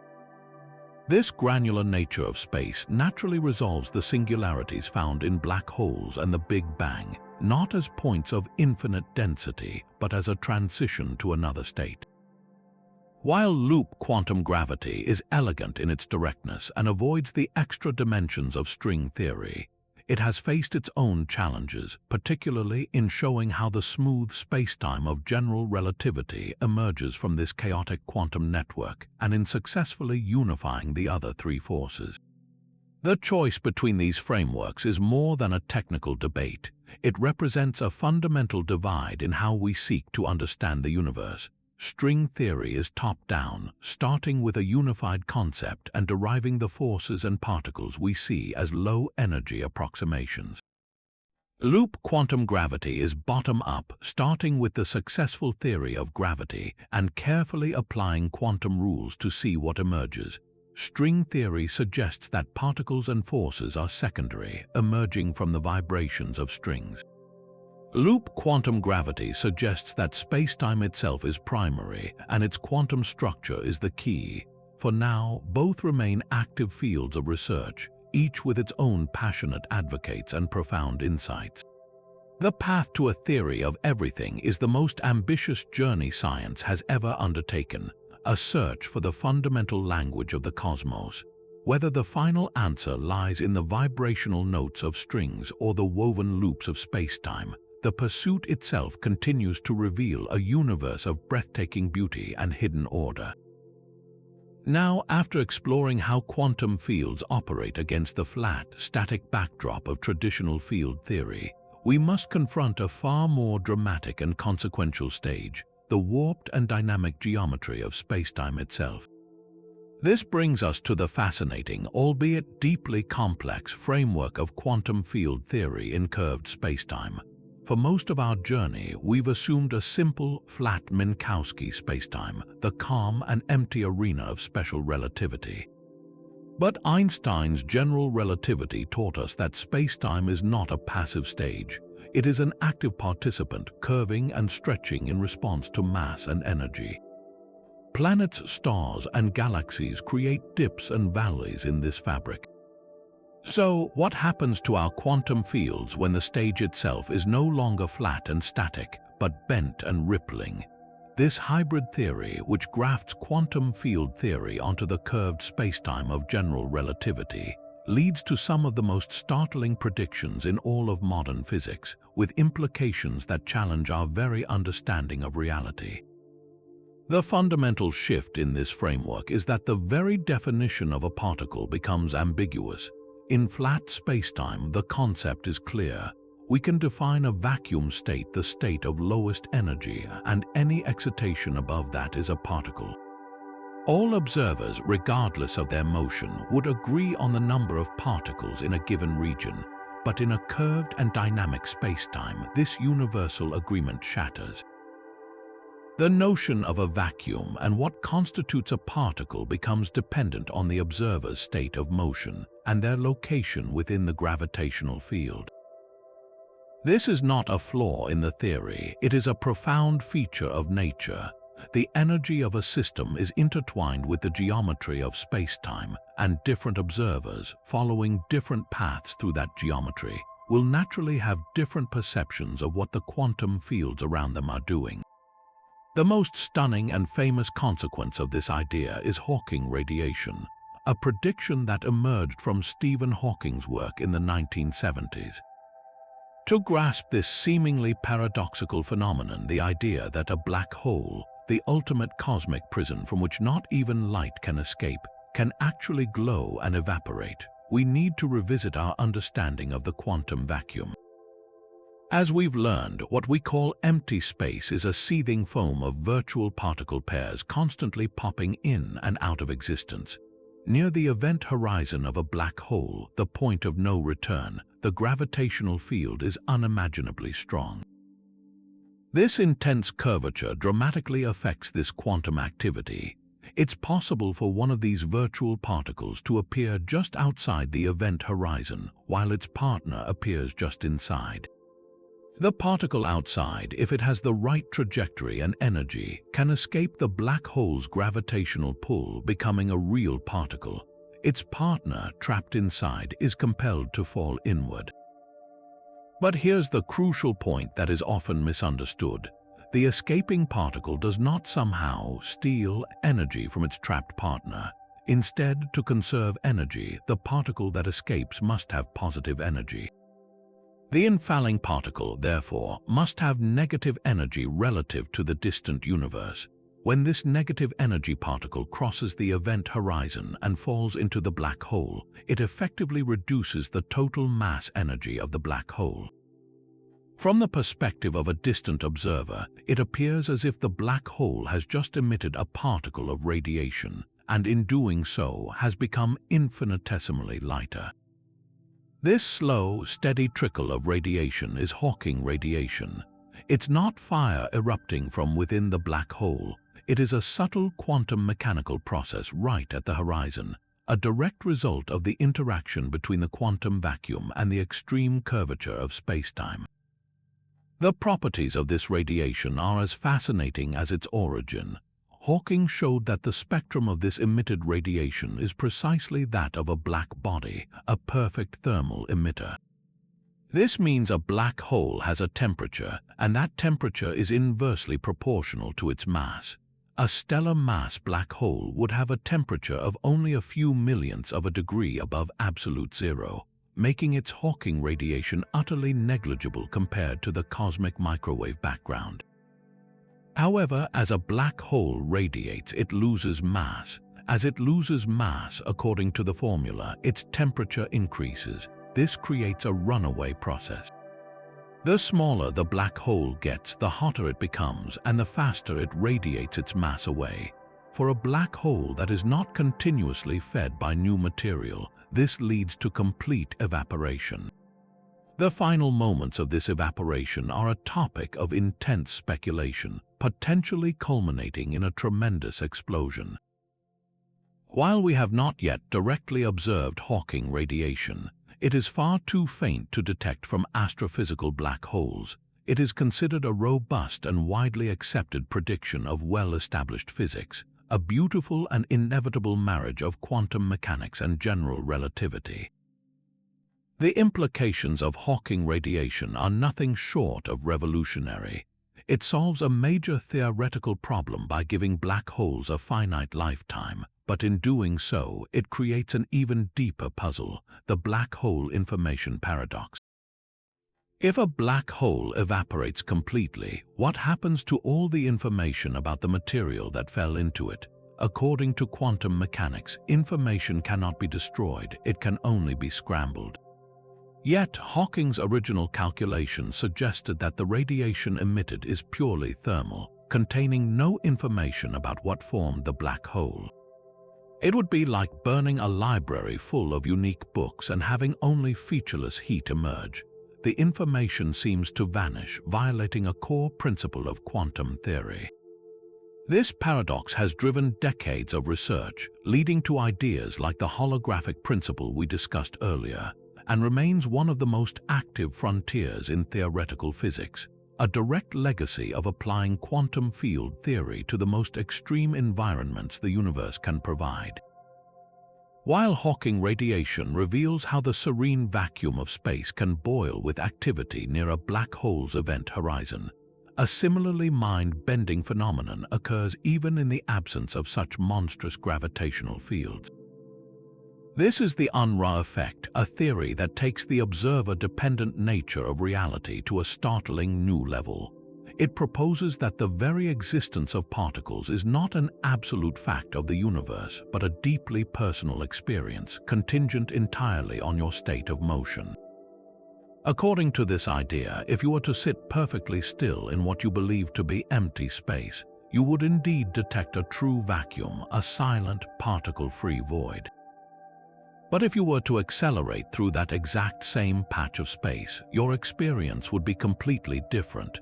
You would find yourself immersed in a warm bath of particles, as if you had entered a region filled with radiation. The vacuum itself would appear to glow for you, while remaining completely dark and empty for any observer moving at a constant velocity. The key to understanding this bizarre prediction lies in the intimate connection between acceleration and temperature, a link first explored by Stephen Fulling, Paul Davies, and most famously, Bill Unruh. The effect draws a powerful analogy to the physics of black holes. Just as Hawking radiation gives a black hole a temperature proportional to its surface gravity, the Unruh effect assigns a temperature to an accelerating observer, a temperature proportional to their acceleration. The faster you accelerate, the hotter this perceived bath of particles becomes. For the accelerations we can achieve in everyday life, or even with our most powerful particle accelerators, this temperature is unimaginably small, a fraction of a degree above absolute zero, making it utterly undetectable. However, for an observer undergoing truly extreme acceleration, such as an astronaut strapped to a rocket with a constant acceleration of a billion times the gravity on Earth, the vacuum would appear to heat up to room temperature, filled with a swarm of detectable particles. So, where do these particles come from if the inertial observer sees nothing? The answer returns us to the quantum nature of the vacuum. What an inertial observer calls empty space is, as we know, a hive of virtual particle pairs flickering in and out of existence. For the observer at constant velocity, these fleeting fluctuations remain virtual. They borrow energy and repay it too quickly to be directly observed. However, for the accelerating observer, the situation changes dramatically. Their frantic motion through spacetime creates a horizon, a point of no return similar in concept to a black hole's event horizon, but created by acceleration itself. This horizon can capture one of the virtual particles, effectively making it real for the accelerating observer. The energy for this transformation comes from the work being done to accelerate the observer. It's as if the act of pushing yourself through the vacuum tears particle pairs apart, allowing you to perceive one member of the pair as a real particle radiating from the horizon your acceleration creates.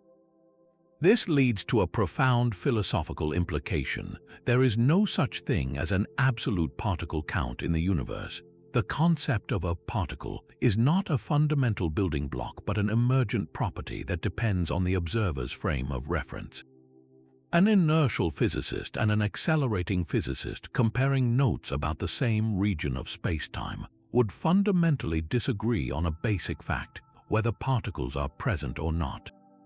This shatters the classical intuition that the universe has a single objective state. Instead, quantum field theory paints a picture where reality is contextual. What you see depends critically on how you are moving. The Unruh effect, though currently beyond our experimental reach, stands as a crucial pillar of modern theoretical physics, cementing the idea that the vacuum is not empty and that our perception of reality is inextricably linked to our own journey through the cosmos.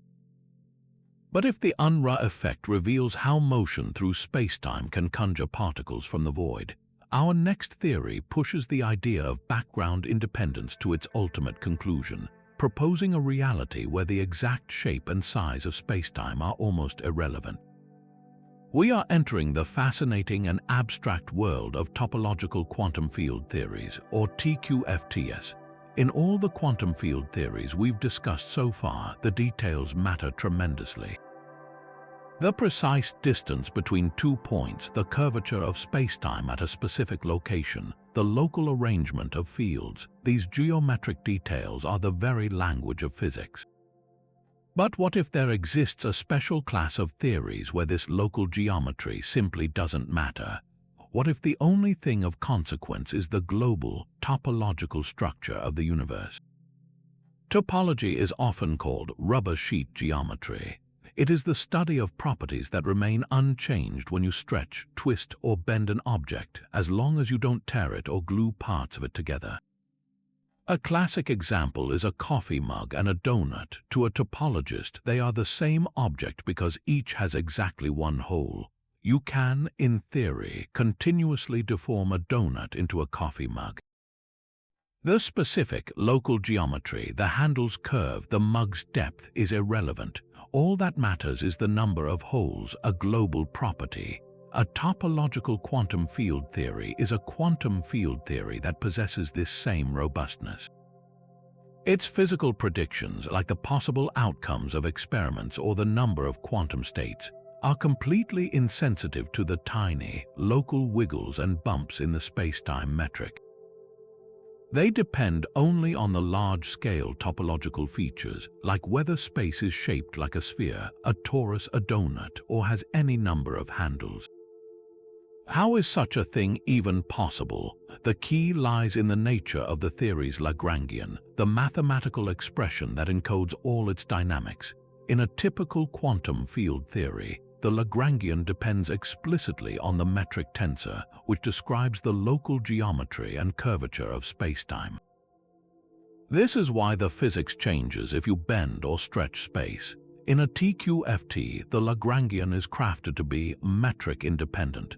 It is constructed in such a clever way that when you calculate physically observable quantities, the dependence on the local metric cancels out completely. The theory is, in a sense, deaf to the local noise of geometry and only hears the global, topological melody. This makes these theories much simpler and more mathematically tractable than their geometric cousins, serving as fantastic toy models for understanding deeper aspects of quantum field theory itself. The power of this abstract idea becomes strikingly real when we look at its applications in a field known as topological order, which describes exotic new phases of matter. We are all familiar with phases like solid, liquid, and gas, which are distinguished by their symmetries. A topological phase of matter is different. It is not defined by a broken symmetry, but by its global topological properties. The most famous example is the fractional quantum Hall effect, observed in two-dimensional electron gases subjected to powerful magnetic fields at very low temperatures. In this state, the electrons organize themselves in a way that is incredibly resistant to local perturbations. You can poke and prod the material, introduce a small amount of disorder, and the essential global properties of the system, like the precise fractions that characterize its electrical conductance, remain exactly the same. This remarkable stability is a direct consequence of topological order. The electrons form a collective state whose behavior is tied to the topology of the two-dimensional surface they inhabit, making it immune to local imperfections. This isn't just a laboratory curiosity, it points toward a future of ultra-stable electronic materials. This inherent robustness is precisely why topological quantum field theories are at the heart of one of the most promising paradigms for building a quantum computer. The greatest challenge in quantum computing is decoherence. A quantum bit or qubit relies on a delicate quantum state called a superposition. But this state is incredibly fragile, easily destroyed by the slightest interaction with its environment, a stray photon, a vibration, a magnetic field. This loss of quantum information is the primary obstacle to building large-scale, practical quantum computers. Topological quantum computing offers a brilliant end run around this problem. Instead of storing information in the state of a single particle, like an electron spin, a topological quantum computer would encode information in the global, topological properties of a system of many particles. Specifically, it would use exotic quasi-particles called enyons. Enyons are possible only in two-dimensional systems and are unlike any particles we know in our three-dimensional world. While particles in three dimensions are either bosons which like to be together or fermions which avoid each other, enyons have a much richer statistics. When you swap two enyons, their quantum state doesn't just pick up a simple plus or minus sign. It acquires a complex phase factor like a rotation. More importantly, the history of how the enyons have been braided around each other in the two-dimensional plane becomes encoded in the global quantum state of the system. You can think of the world lines of the enyons as strands that can be braided like hair.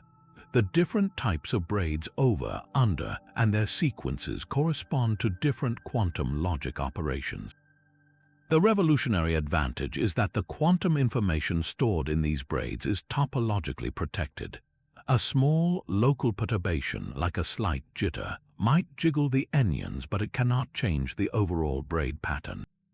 It's like trying to change the number of knots in a piece of string by gently wiggling it.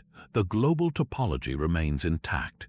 This means that calculations performed by braiding enyons would be inherently fault-tolerant, immune to the tiny errors that plague other quantum computing approaches. While the full realization of a large-scale topological quantum computer is still a future goal, the principles of TQFT are already guiding us there. They provide the mathematical language to describe enyons and their braiding properties. Major research efforts by companies like Microsoft are focused on engineering materials that can host these topological states and create the necessary non-abelian enyons for computation. The pursuit of topological quantum field theories, therefore, is not merely an academic exercise in mathematical elegance. It is a journey that connects the most abstract concepts in fundamental physics, the idea of a universe where only global shape matters, to the very practical goal of creating a new, resilient form of technology that could revolutionize our world. It demonstrates that sometimes the key to solving our most pressing technological problems lies in understanding the deepest and most profound symmetries of nature. But what if the strange, probabilistic nature of quantum fields isn't the final word? What if every time a quantum field fluctuates, every time a particle could be here or there, the universe doesn't choose one outcome at random but instead chooses both? This brings us to one of the most daring and controversial ideas in all of science, the many worlds interpretation, but applied not just to particles, but to the quantum fields that constitute the very bedrock of reality. We've seen how fields like the electron field are constantly in a state of superposition, a blend of all possible configurations until a measurement forces them to pick one. The conventional Copenhagen interpretation tells us this collapse is a fundamental, random process. The many worlds interpretation offers a radically different, and to some, a more elegant solution. There is no collapse. Proposed by Hugh Everett in the 1950s, the core idea is that the entire universe is described by a single, gigantic quantum wave function that evolves smoothly and deterministically according to the Schrödinger equation. There are no extra rules for measurement, so what happens when a quantum system faces a choice? Imagine a simple experiment: an electron spin is measured. It can be either up or down. In the Copenhagen view, the act of measurement causes the wave function to collapse into one of the two possibilities. In the many worlds view, the universe's wave function does not collapse. Instead, it bifurcates. The original universe branches into two distinct, non-communicating versions. In one branch, the experimenter measures spin up and continues their life in that reality. In the other, an identical experimenter measures spin down and continues in a completely separate reality. Both outcomes are real, they just exist in different parallel universes. Now let's scale this idea up from a single electron to the vast, interconnected web of quantum fields. Every quantum field is constantly fluctuating.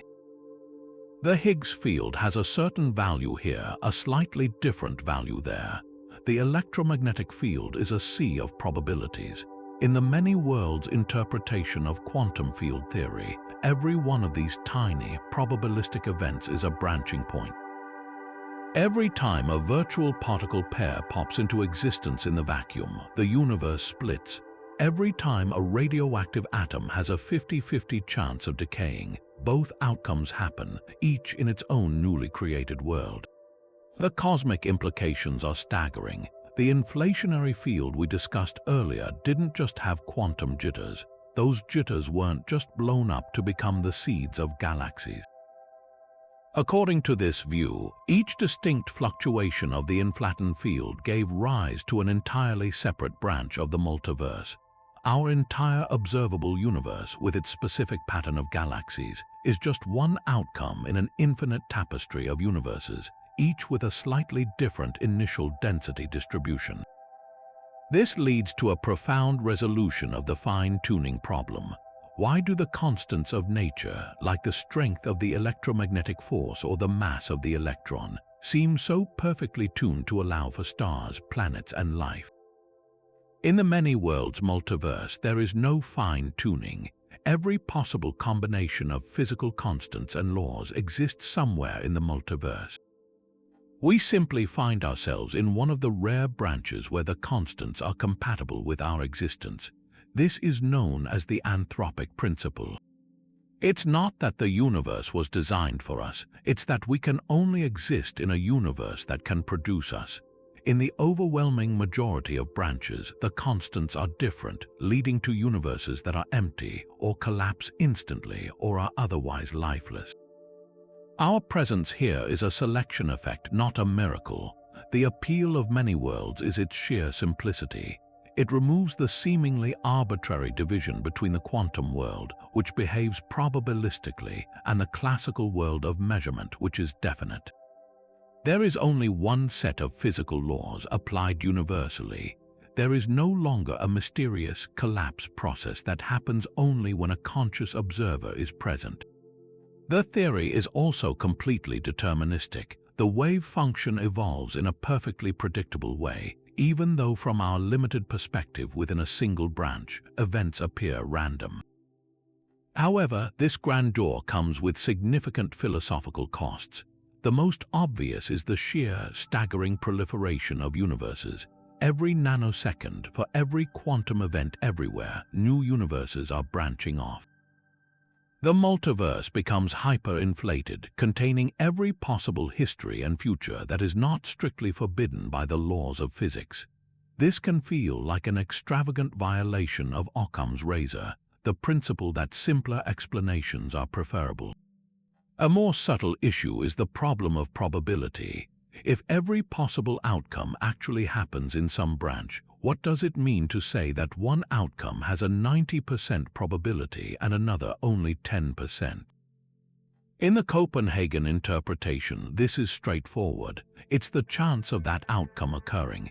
In many worlds, both outcomes occur with 100% certainty in their respective branches. Some proponents argue that the probability refers to the subjective experience of an observer, that you are more likely to find yourself in a branch where the high probability outcome occurred. But defining what you means across a multiverse of branching selves is a deep philosophical challenge that remains unsettled. Despite these controversies, the many worlds interpretation forces us to confront the true weirdness of quantum mechanics head-on without hiding behind the veil of measurement. It suggests that the quantum fields we've been exploring are not just the foundation of our universe, but the engine of a reality so vast and diverse that our own cosmic story is just one thread in an infinite and ever-branching tapestry of existence. But after exploring how the quantum vacuum can boil with activity and how the concept of a particle depends on the observer, we are forced to confront an even more radical possibility. What if the stage itself, the very space-time continuum that quantum fields perform upon, is not a fundamental entity? This is the staggering proposition of emergent space-time, a theory that suggests our most basic intuitions about location, distance, and even causality are not primary features of the universe, but rather secondary collective phenomena that arise from something deeper. Think of the world as we perceive it. We live in a universe of 3 spatial dimensions and 1 of time, a smooth, continuous backdrop against which events unfold. This seems like an irreducible foundation, but consider a more familiar example of emergence, the wetness of water. If you examine a single water molecule, you will search in vain for the property of wetness. A single H2O molecule is not wet. Wetness is not a fundamental property, it is an emergent one, a collective behavior that only manifests when trillions upon trillions of these molecules interact with each other and with a surface. In the same way, emergent spacetime theory proposes that the smooth, geometric fabric of the cosmos is not the starting point. Instead, it is a large-scale illusion that congeals from the complex interactions of countless more basic, non-spatial building blocks. So, what could these building blocks be? One of the most promising candidates is quantum entanglement. We often think of entanglement as a bizarre connection between 2 distant particles, where measuring one instantly influences the other, no matter the separation. But what if this spooky action at a distance, as Einstein called it, is not just a weird feature of the universe, but the very glue that stitches spacetime together? This idea has gained significant traction, supported by insights from the AD/CFT duality we explored earlier. Recall that this holographic principle suggests a gravitational theory in a volume of space is equivalent to a quantum field theory without gravity living on its boundary. This implies that the geometry of the interior, the very warps and curves of spacetime that we feel as gravity, is encoded in the entanglement structure of the quantum fields on the boundary. The more entangled the boundary degrees of freedom are, the more tightly connected the corresponding regions of spacetime are in the interior. It's as if spacetime is literally woven from quantum entanglement. If you were to somehow cut the entanglement between 2 regions on the boundary, the corresponding spacetime in the interior would tear apart, much like snipping the threads of a fabric. This leads to a profound new way to think about what we call empty space. The vacuum is not just filled with virtual particles, it is saturated with an incredibly dense web of entanglement between all the quantum fields at every point. The connectivity of space, the fact that you can move smoothly from your chair to the door, might be a direct consequence of this omnipresent entanglement. The distance between 2 points in this view is not a fundamental measure. It is an emergent property that depends on the amount of quantum entanglement shared between them. 2 points that are highly entangled are close in the emergent spacetime geometry, while points with little entanglement are far apart. This radically reframes our understanding of the Big Bang. Perhaps the singularity was not a point of infinite density in a pre-existing space, but a state where the quantum entanglement between the universe's fundamental constituents was minimal or singularly configured. As the universe evolved, the entanglement between these building blocks grew and became more complex, and it was this process that actually created, or spat out, the dimensions of space and time as we know them. Space itself expanded as quantum entanglement spread. the implications for causality are equally mind-bending. In our everyday experience, cause must precede effect. This is a cornerstone of physics rooted in the geometry of spacetime. But if spacetime is emergent, then causality might be emergent too. It could be that at the most fundamental level, there is no strict arrow of time, no before and after. The orderly flow of cause and effect that we experience could be a large-scale consequence of the specific way the quantum information in the universe becomes correlated and decoheres as the emergent spacetime fabric crystallizes. This theory forces us to consider that the universe is not in space and time, but that space and time are in the universe as patterns that arise from a more primitive underlying quantum reality. While this idea is still in its formative stages, it represents one of the most active and exciting frontiers in theoretical physics, promising a path toward a truly quantum understanding of gravity by showing that gravity is geometry, and geometry is ultimately entanglement. Now, if the idea of spacetime emerging from quantum entanglement seems like a bold leap, prepare for a conjecture that forges an even more specific and astonishing link between the two most revolutionary ideas of 20th century physics. We are about to explore a proposal so elegant it has been described as the most important idea in fundamental physics in the 21st century. This is the ER=EPR conjecture, a concept that dares to equate the two great intellectual monuments of Albert Einstein. On one side, we have the Einstein-Rosen bridge, better known as a wormhole. On the other, we have EPR, named for Einstein, Podolsky, and Rosen, which describes the phenomenon of quantum entanglement. For decades, these two ideas stood in separate domains. Wormholes were a bizarre but allowed solution to the equations of general relativity, a cosmic shortcut through spacetime. Entanglement was the spooky quantum connection that Einstein himself famously disliked. The ER=EPR conjecture proposes that they are not just analogous, they are fundamentally the same thing. A wormhole is a physical manifestation of quantum entanglement. To understand the power of this idea, we need to look at each piece separately. First, the Einstein-Rosen bridge. In 1935, Einstein and Nathan Rosen discovered that the mathematical description of a simple black hole, a Schwarzschild black hole, could be extended. The equations didn't just describe a funnel leading to a point of infinite density. They described a bridge or a throat connecting our universe to another region of spacetime, or perhaps even a different universe entirely. This is a wormhole, a tunnel through the fabric of space that could, in theory, connect two distant points. However, there was a catch. This pristine wormhole is unstable. It would pinch off and collapse in an instant, far too quickly for anything, even light, to traverse it. To keep a wormhole open and traversable, you would need a form of matter with negative energy density, something known as exotic matter.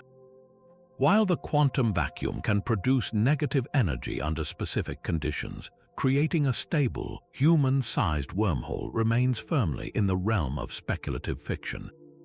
That same year, 1935, Einstein, along with Boris Podolsky and Nathan Rosen, published another paper with a very different goal. They aimed to show that quantum mechanics must be incomplete. Their thought experiment, now called the EPR paradox, highlighted the bizarre implications of quantum entanglement. Imagine two particles created together so that their properties are linked or entangled.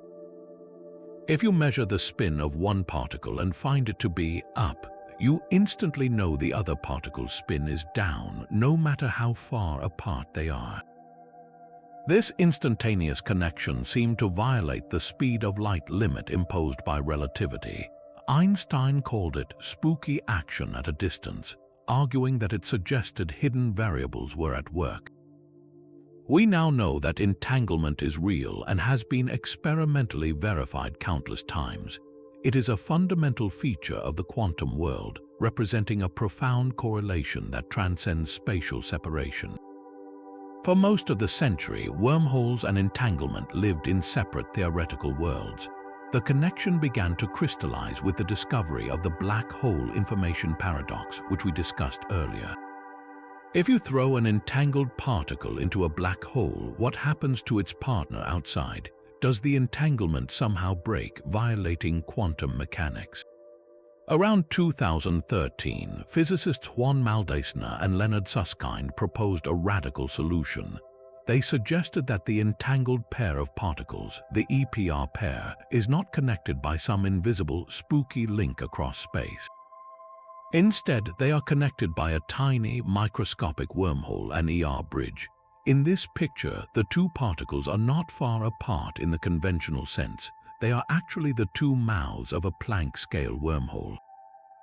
The entanglement between them is the quantum manifestation of a physical geometric connection. This immediately resolves the black hole information paradox in a beautifully geometric way.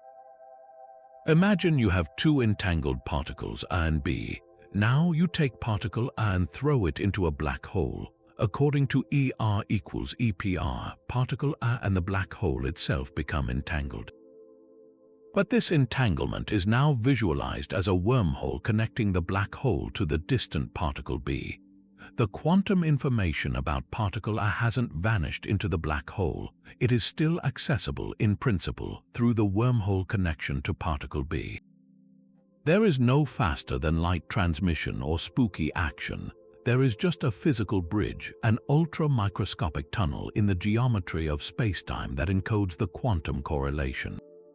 This suggests that what we perceive as non-local quantum weirdness is actually a local connection through a higher dimensional space, a connection that is too tiny for us to see directly. The implications of this conjecture stretch far beyond black holes, offering a new way to think about the fabric of reality itself. It provides a concrete mechanism for how entanglement can build spacetime. If a single entangled pair corresponds to a tiny wormhole, then the vast web of entanglement that makes up the quantum vacuum could be seen as a dense, intricate network of Planck-scale wormholes, all connecting different points of space.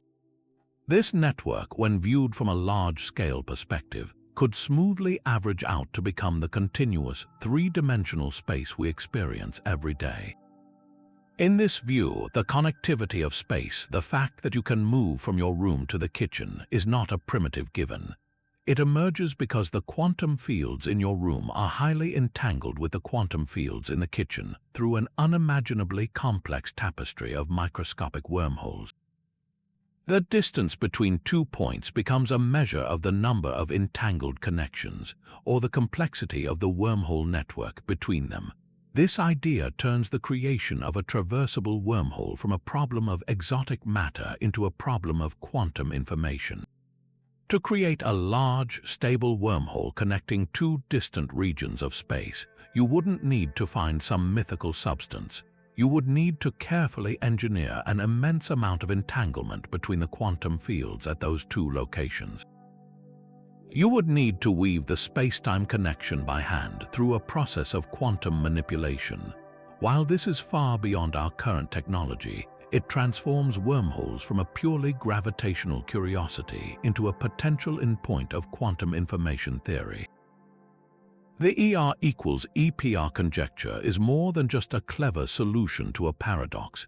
It is a guiding light, a profound clue that the language of spacetime geometry and the language of quantum information are ultimately two different dialects describing the same deep, underlying reality.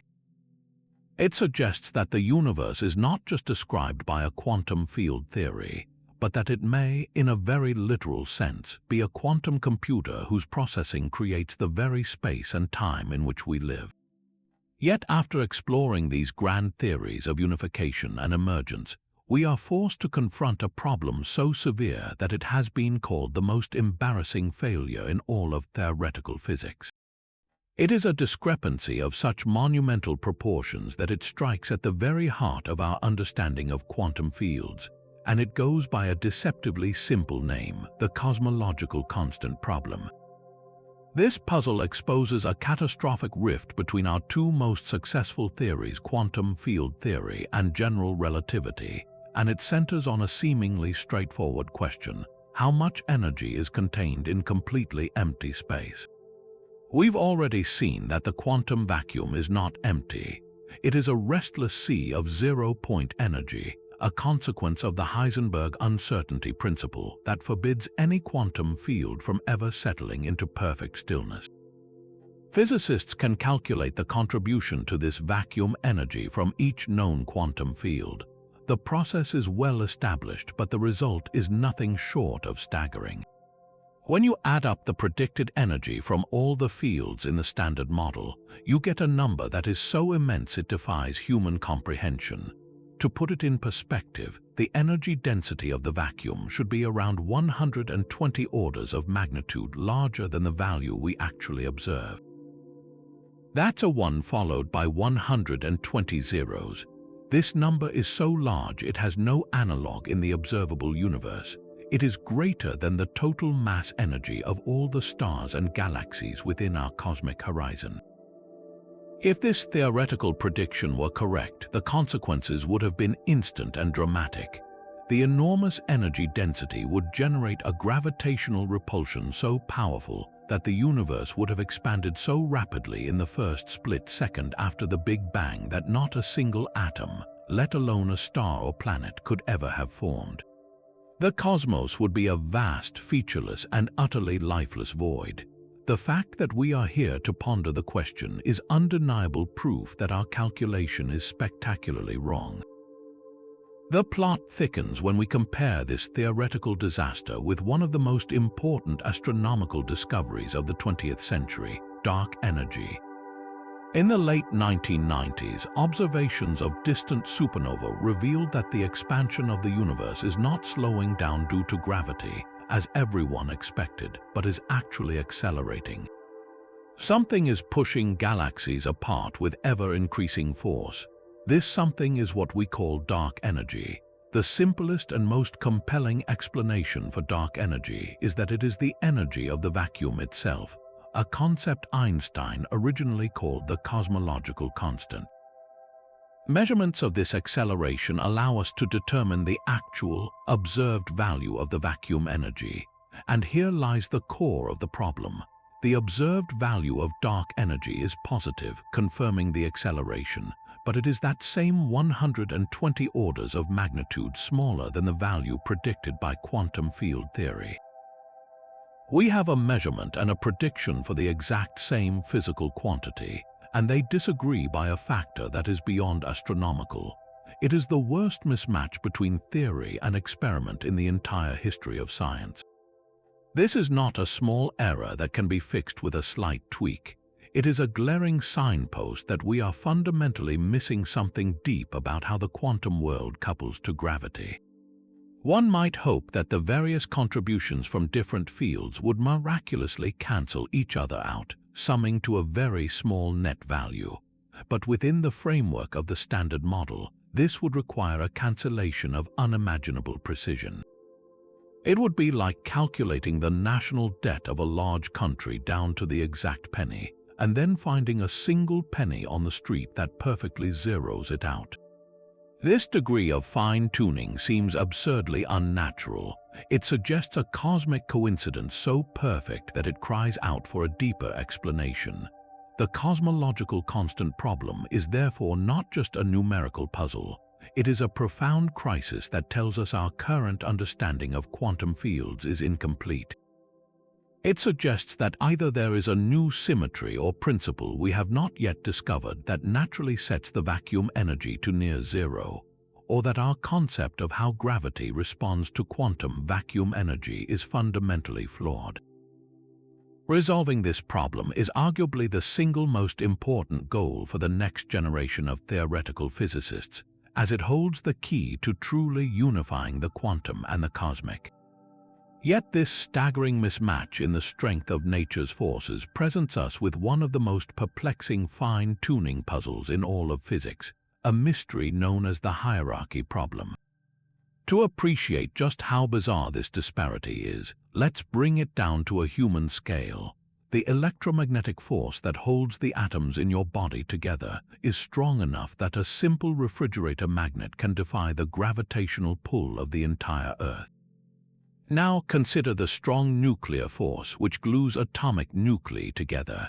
It is about 100 times stronger than electromagnetism, but gravity is weaker than the strong force by a factor that is almost impossible to comprehend, a 1 followed by 40 zeros. This isn't just a small difference, it is an astronomical gulf. If the strength of the strong force were represented by the distance from the Earth to the Sun, the relative strength of gravity would be smaller than the width of a single atom. This immense disparity demands an explanation. Why is there such a vast hierarchy between gravity and the other forces? The problem becomes especially sharp when we consider the Higgs field. As we've discussed, the mass of the Higgs boson is crucial for the stability of the universe. However, in the quantum world, the Higgs mass is not a fixed, isolated number. It is constantly being influenced by its interactions with every other particle and field through virtual particle loops. Think of the Higgs field as a boat floating on a restless ocean. The boat's height above the water represents its mass, but the ocean is churned by the wakes of other boats, the virtual particles of every other quantum field. Each of these virtual particles contributes a tiny push or pull on the Higgs field, affecting its perceived mass. The problem is that some of these contributions, particularly from particles at the highest energy scales, like the hypothetical scale where gravity becomes strong, should be enormous quadrillions of times larger than the actual Higgs mass we measure. For the Higgs mass to remain at its relatively small value, there must be an incredible and seemingly miraculous cancellation.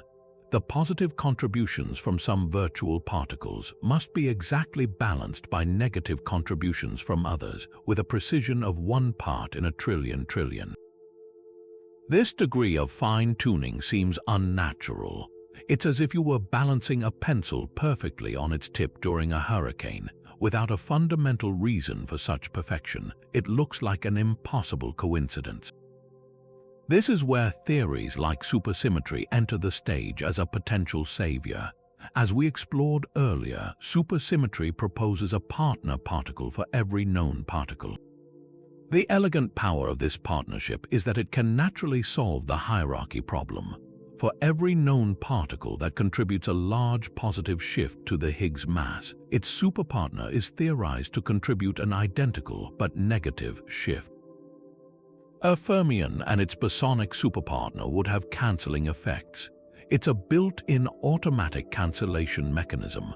The Higgs mass is protected from being driven up to those impossibly high scales, effortlessly explaining why it remains at the value we observe. Supersymmetry provides a beautiful, natural reason for the vast hierarchy, making the weakness of gravity and the lightness of the Higgs seem like an inevitable consequence of a deeper cosmic symmetry. However, as we noted, the failure to find any superpartners at the Large Hadron Collider has forced physicists to consider that if supersymmetry is real, it must be broken at a much higher energy scale than hoped, which in itself reintroduces a level of fine-tuning. The elegant solution remains tantalizingly out of reach. Faced with the lack of evidence for such neat solutions, some physicists have turned to a more controversial, yet equally profound, explanation rooted in the concept of the multiverse. This is the anthropic approach to the hierarchy problem. The argument begins with the observation that the value of the Higgs mass, and by extension the weakness of gravity, is not random but essential for our existence. If the Higgs mass were significantly larger, then the weak nuclear force would be much stronger, causing hydrogen to fuse into helium so rapidly in the early universe that all the hydrogen would have been consumed before stars could form. No hydrogen means no water and no long-lived stars like our Sun. Conversely, if the Higgs mass were much smaller, the complex atomic nuclei necessary for life might not be stable. In a universe where the hierarchy between the forces is even slightly different, the emergence of life as we know it becomes impossible. Now, if our universe is just one bubble in a vast multiverse, perhaps part of the string theory landscape with its 10 to the 500 possible vacuum states, then every conceivable value of the Higgs mass and the force strength is realized somewhere. In the overwhelming majority of these universes, the constants are wrong, and those universes are sterile, empty, and lifeless. But in a tiny, statistically insignificant fraction of bubbles, the numbers will, by pure chance, fall within the narrow window that allows for stars, planets, and biology. We, of course, find ourselves in one of those rare, life-friendly universes. In this view, there is no deep dynamical reason for the hierarchy problem. It is simply a selection effect. We observe a seemingly fine-tuned universe for the same reason a lottery winner observes that they hold the winning ticket, because you cannot be around to observe a universe that cannot support you. This anthropic reasoning is deeply unsatisfying to many scientists who seek a fundamental, causal explanation from first principles. Yet it remains a logically consistent possibility, a stark reminder that the answers to our deepest questions may lie not just in the laws of physics themselves, but in the cosmic context in which we find ourselves. The hierarchy problem thus stands as a pivotal mystery, a fork in the road that forces us to choose between the search for a beautiful new symmetry within our universe, or the acceptance that our universe is just one rare oasis in a vast and mostly barren multiverse. While the Higgs mechanism stands as a triumphant pillar of the Standard Model, its solution to the mystery of mass came with a lingering theoretical unease, the hierarchy problem. This opened the door for physicists to explore radically different possibilities, leading to a fascinating class of alternatives known as technicolor theories. Imagine if the Higgs boson wasn't a fundamental particle at all, but a composite object much like a proton is made of quarks. This is the core idea behind technicolor, a proposal that the Higgs field is not elementary, but a kind of cosmic condensate emerging from a new, powerful force of nature. To grasp this, it helps to look at a familiar example from our own world, superconductivity. When certain materials are cooled to extremely low temperatures, their electrons form paired states called Cooper pairs. These pairs condense into a collective state that can be described by a field, and this field effectively gives mass to photons within the superconductor, causing magnetic fields to be expelled in the famous Meissner effect. Technicolor theories propose that a similar phenomenon happens on a universal scale. They introduce a new technicolor force, which is a copy of the strong nuclear force but operating at a much higher energy. Just as the strong force has quarks that bind together to form protons and neutrons, this technicolor force would have technoquarks. At the high temperatures of the early universe, these technoquarks would be free, but as the cosmos cooled, they would condense into a composite state, analogous to the Cooper pair condensate in a superconductor. It is this condensate of technoquarks that would act like the Higgs field, giving mass to the W and Z bosons and by extension to all the other fundamental particles. In this picture, the Higgs boson would be a bound state of technoquarks, similar to how a proton is a bound state of regular quarks rather than a fundamental particle. The primary appeal of technicolor was its elegant evasion of the hierarchy problem. Since the Higgs is composite, its mass is not sensitive to quantum corrections from ultra-high energy scales in the same way a fundamental scalar field's mass would be. The internal dynamics of the technicolor force would naturally set the mass scale for the composite Higgs, protecting it from being driven to impossibly high values. This offered a beautifully natural explanation, one that didn't require the miraculous fine-tuning that seemed to plague the standard Higgs picture. For a time, it was a leading contender for physics beyond the Standard Model. However, as elegant as the theory was, it made specific predictions that could be tested, and ultimately, these predictions have not held up to experimental scrutiny, particularly from the Large Hadron Collider. A major challenge for early technicolor models was what are known as flavor-changing neutral currents. These are processes where a particle changes its type or flavor without a change in electric charge. The Standard Model predicts these processes to be extremely rare, and experiments confirm this. Simple Technicolor models, however, tended to predict that such processes would occur far too frequently, contradicting well-established data. Theorists worked to develop more sophisticated versions, like walking Technicolor, to suppress these unwanted effects, but the models became increasingly complex. The decisive blow came with the discovery of the Higgs boson itself in 2012. The particle found at the LHC had a mass of about 125 gigaelectronvolts, and its properties, how it interacted with other particles, matched the predictions of the Standard Model's fundamental Higgs with remarkable precision. This was a major problem for Technicolor. A composite Higgs built from tightly bound technoquarks would generally be expected to behave differently than a fundamental Higgs. Its interactions would be modified, and it would likely be accompanied by a whole zoo of other composite particles, similar to the excited states of an atom or the plethora of particles found in the strong force. The fact that the discovered Higgs boson acts so much like a simple, fundamental particle with no clear signs of compositeness or accompanying techni partners has severely constrained and largely ruled out the simplest and most attractive versions of Technicolor theories.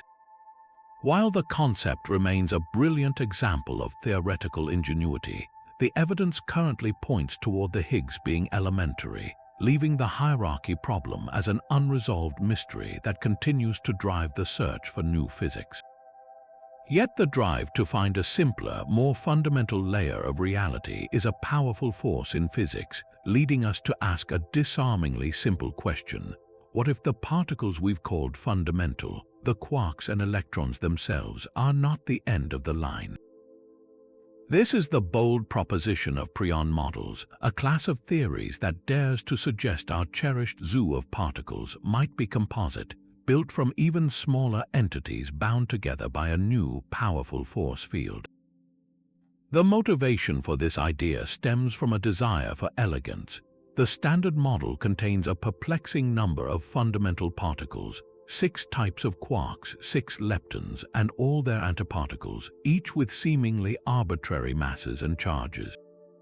To many theorists, this looks less like a final answer and more like a periodic table, hinting at a deeper, simpler substructure.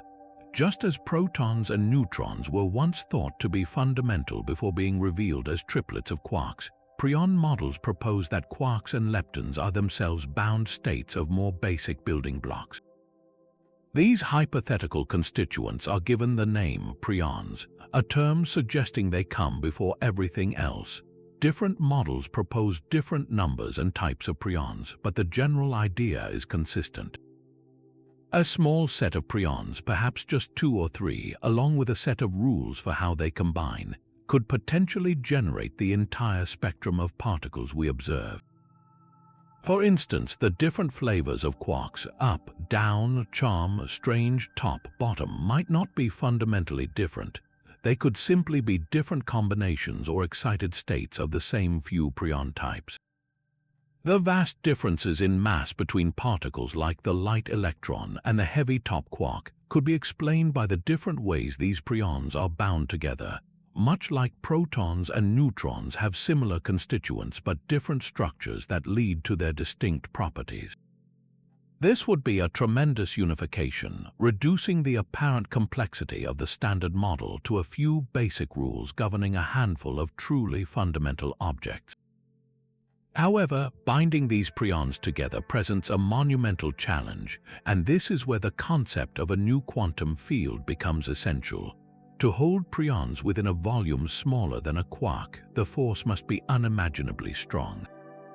This has led to the proposal of a hypercolor force field. The name is a direct analogy to the color charge of the strong nuclear force or quantum chromodynamics, but operating at a much higher energy scale. Just as quarks are bound together by the exchange of gluons within the proton, prions would be bound together by the exchange of hypergluons associated with this hypercolor field. This force would need to have a very peculiar property. It must become stronger as prions are pulled apart, a phenomenon known as confinement, which we see in QCD. This would ensure that prions are forever trapped inside quarks and leptons, explaining why we never see them in isolation. The energy required to separate them would be so great that it would simply create new particle-antiparticle pairs long before a free prion could be liberated. Despite the elegant appeal of this idea, prion models face severe and arguably fatal challenges when confronted with experimental data. The most significant problem is the issue of size and energy. We have probed matter to incredibly small distances with powerful particle colliders like the Large Hadron Collider. If quarks and electrons had substructure, we would expect to see signs of it at these high energies. When you smash particles together with tremendous force, you are essentially using them as microscopes. The higher the energy, the finer the detail you can resolve. The fact that quarks and electrons still appear point-like down to scales of at least 10 to the negative 19 meters is a major blow to simple prion models. Any composite object, no matter how small, will have excited states. Just as an atom can be excited to higher energy levels, a composite quark should have heavier, excited versions of itself.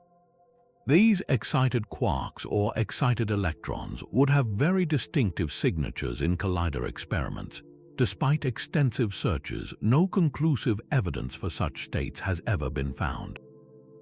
Another critical obstacle is the problem of mass. The masses of the composite particles we know, like the proton, are almost entirely due to the energy binding their constituents together, as described by Einstein's famous equation, E equals mc squared.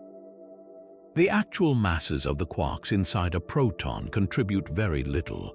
If electrons and quarks were composite, their masses should also be primarily determined by the binding energy of their prions.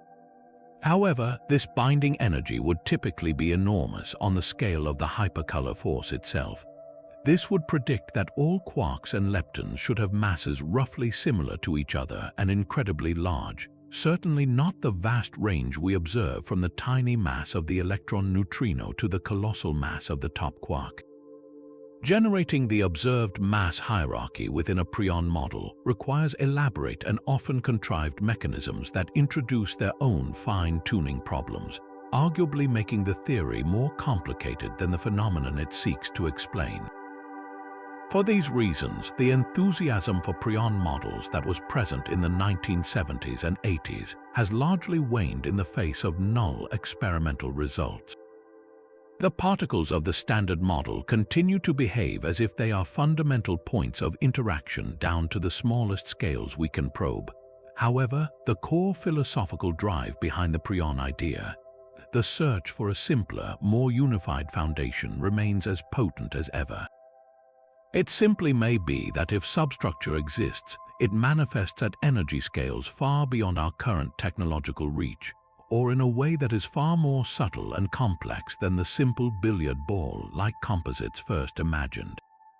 The quest to understand whether we have truly reached the bottom of the cosmic Matryoshka doll continues to be a powerful undercurrent in the ongoing search for a deeper theory of everything.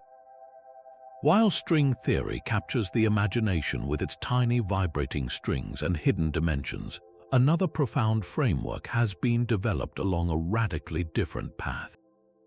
This is loop quantum gravity, a bold and uncompromising competitor that asks a fundamentally different question. Instead of trying to quantize gravity by adding new objects to a pre-existing spacetime stage, loop quantum gravity takes Einstein's greatest insight to its ultimate conclusion. If gravity is the geometry of spacetime itself, then to quantize gravity, you must quantize geometry. This theory proposes that space is not a smooth, continuous background as we intuitively picture it. At the tiniest conceivable scale, the fabric of the cosmos is granular, woven from discrete, finite threads of space. The fundamental building blocks in this theory are not particles, but the quantum states of geometry. Think of the universe not as a container, but as a dynamic, evolving network. This network is composed of one-dimensional links that connect to one another at nodes.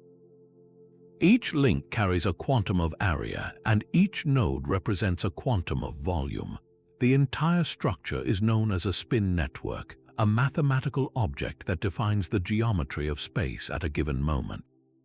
The spectrum of possible areas and volumes is not continuous. It comes in discrete, quantized steps, much like the energy levels of an atom. There is a smallest possible unit of area, a smallest possible unit of volume. You cannot have half a quantum of space, just as you cannot have half a photon of light. This discretization resolves the violent infinities that plague attempts to merge gravity with quantum field theory at singularities like the Big Bang. In loop quantum gravity, there is no point of infinite density because you simply run out of space. You reach a smallest possible volume, and the universe undergoes a quantum bounce into a new phase. This discrete spin network is not static, it evolves over time. The history of this evolution is described by a spin foam, a higher dimensional structure that represents the progression from one spin network state to another. A spin foam can be visualized as a network of world lines, tracing how the connections between the quanta of space change. This is where the loops in the theory's name become most apparent. The fundamental excitations of the gravitational field are these loops of the spin network, and their interactions weave the dynamic fabric of spacetime. The theory is background independent, meaning it does not presuppose a fixed spacetime arena. The geometry emerges from the relationships between these quantum loops. It's a bottom-up approach. Spacetime and its curvature are not inputs to the theory, but outputs that arise from the collective behavior of the spin network. The most dramatic consequence of this framework is its prediction for the origin of our universe.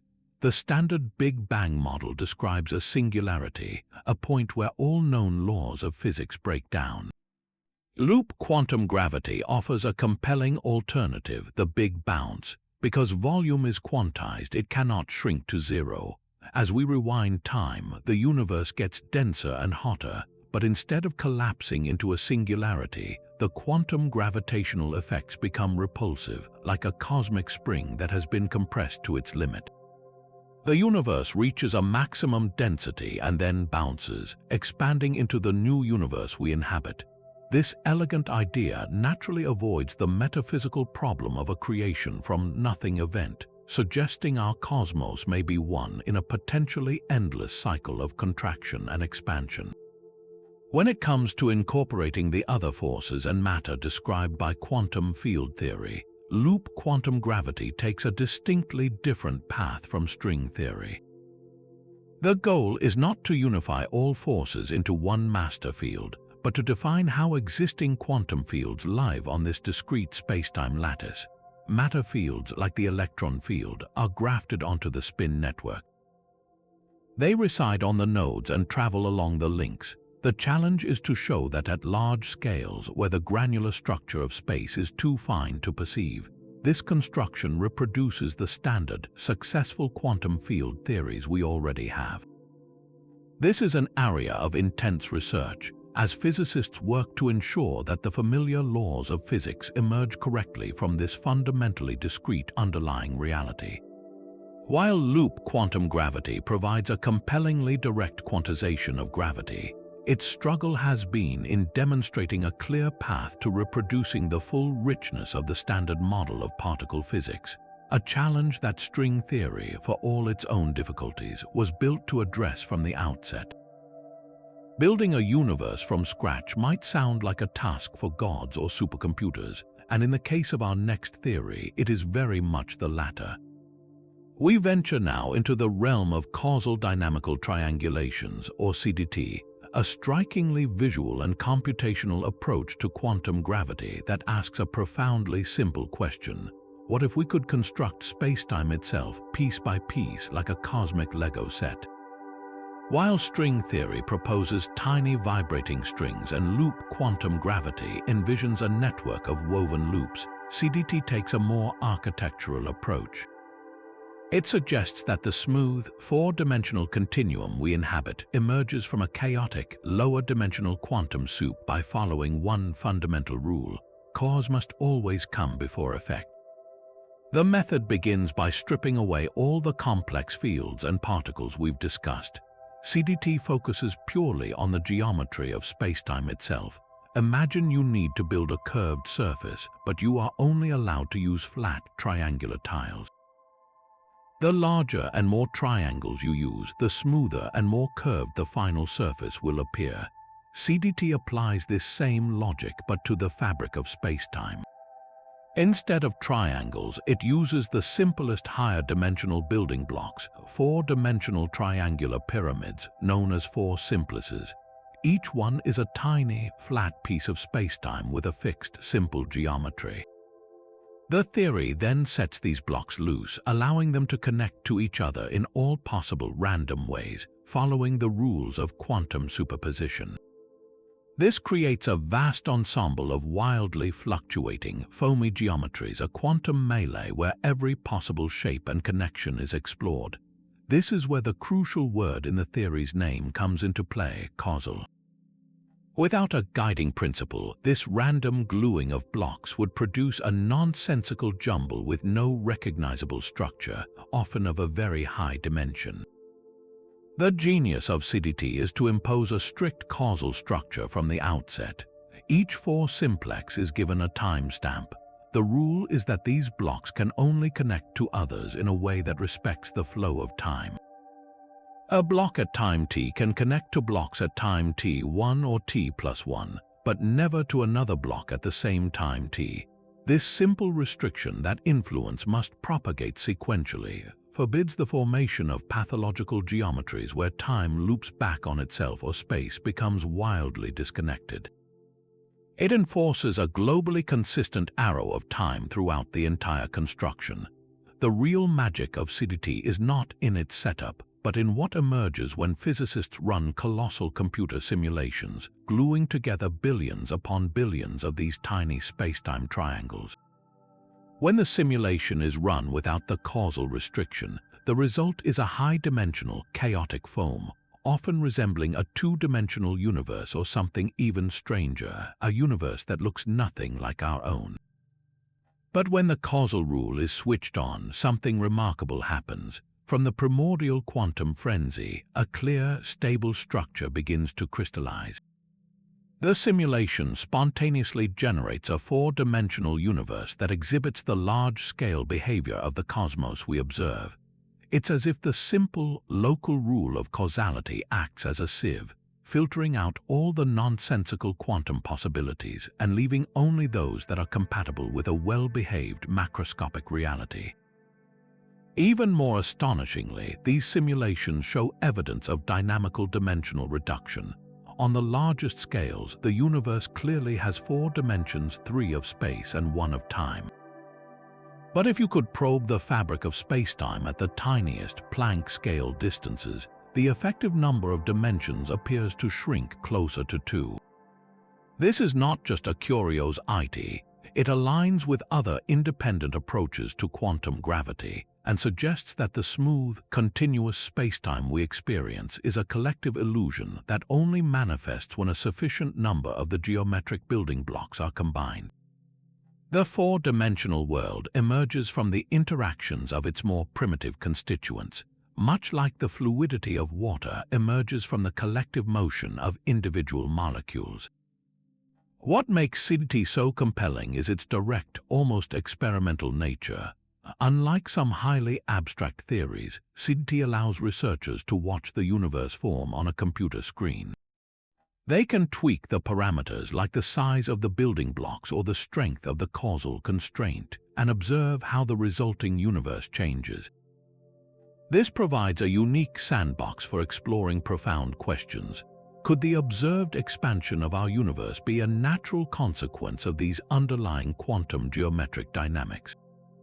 The simulations suggest it might be. CDT offers a tangible, if simplified, glimpse into the phase transitions of the cosmos, showing how a universe like ours could naturally condense from the quantum fog, not through a singular Big Bang, but through the self-organizing power of causality itself. It stands as a powerful testament to the idea that the order we see in the cosmos may be the inevitable outcome of a few simple, deep principles playing out on a quantum stage. But if the idea of building spacetime from causal blocks seems revolutionary, it pales in comparison to a principle that suggests our entire perceived reality might be nothing more than a magnificent illusion. We now arrive at one of the most profound and paradigm-shifting concepts in modern physics, the holographic principle.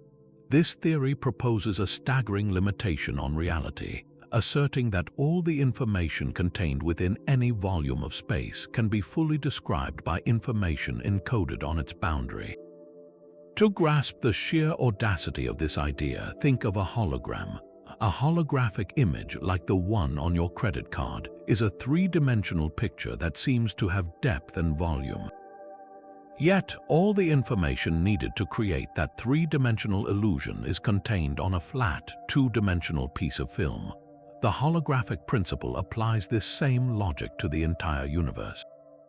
It suggests that our seemingly three-dimensional world of depth, width, and height, complete with galaxies, planets, and ourselves, might be a projection from a two-dimensional surface at the very edge of the cosmos. This isn't just a fanciful analogy, it emerges from a deep conflict between our best theories of the very large and the very small, general relativity and quantum mechanics.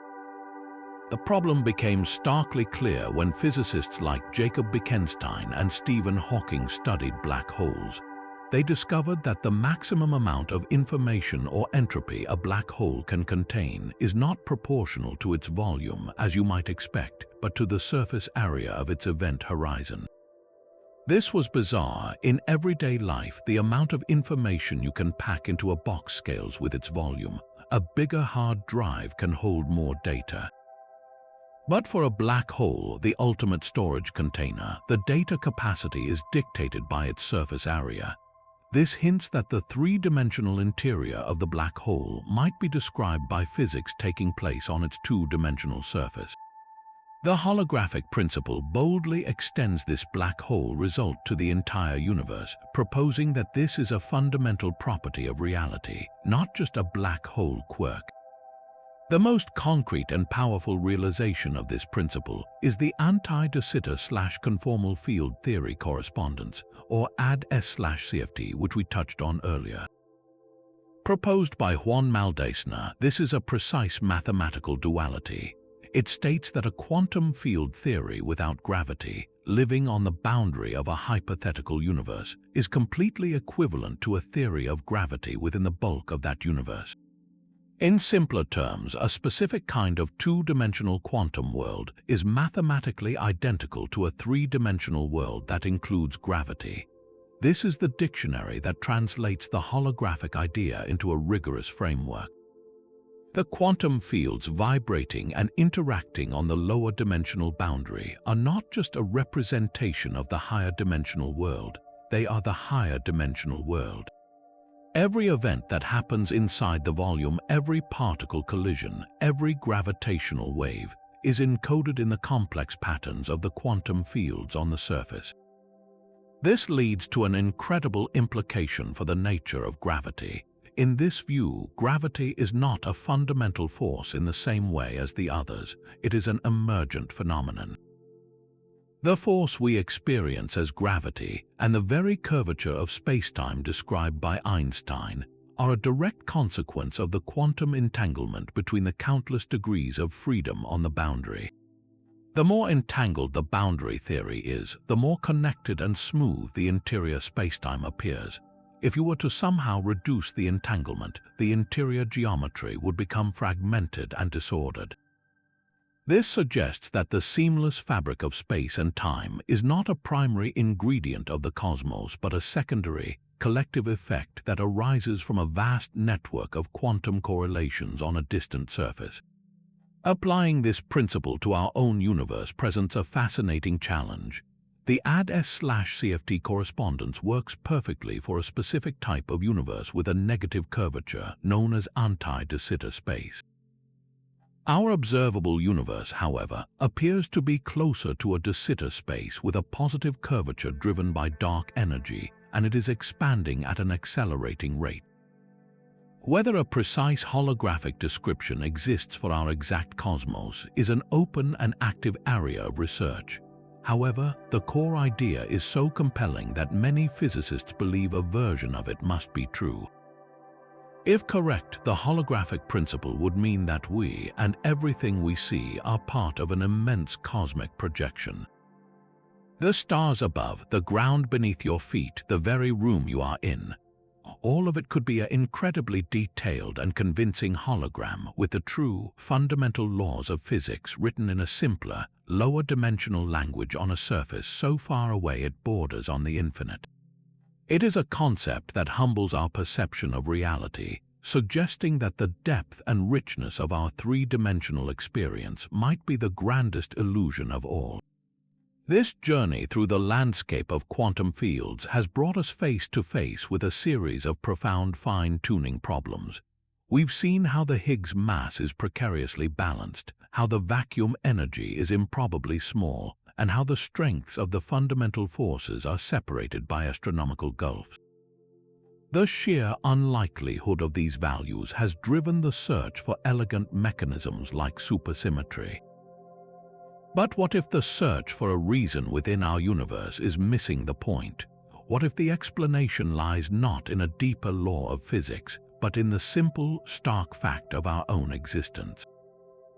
This leads us to our 28th theory, a concept that is as humbling as it is controversial, the anthropic principle in quantum field theory. The core idea is disarmingly simple.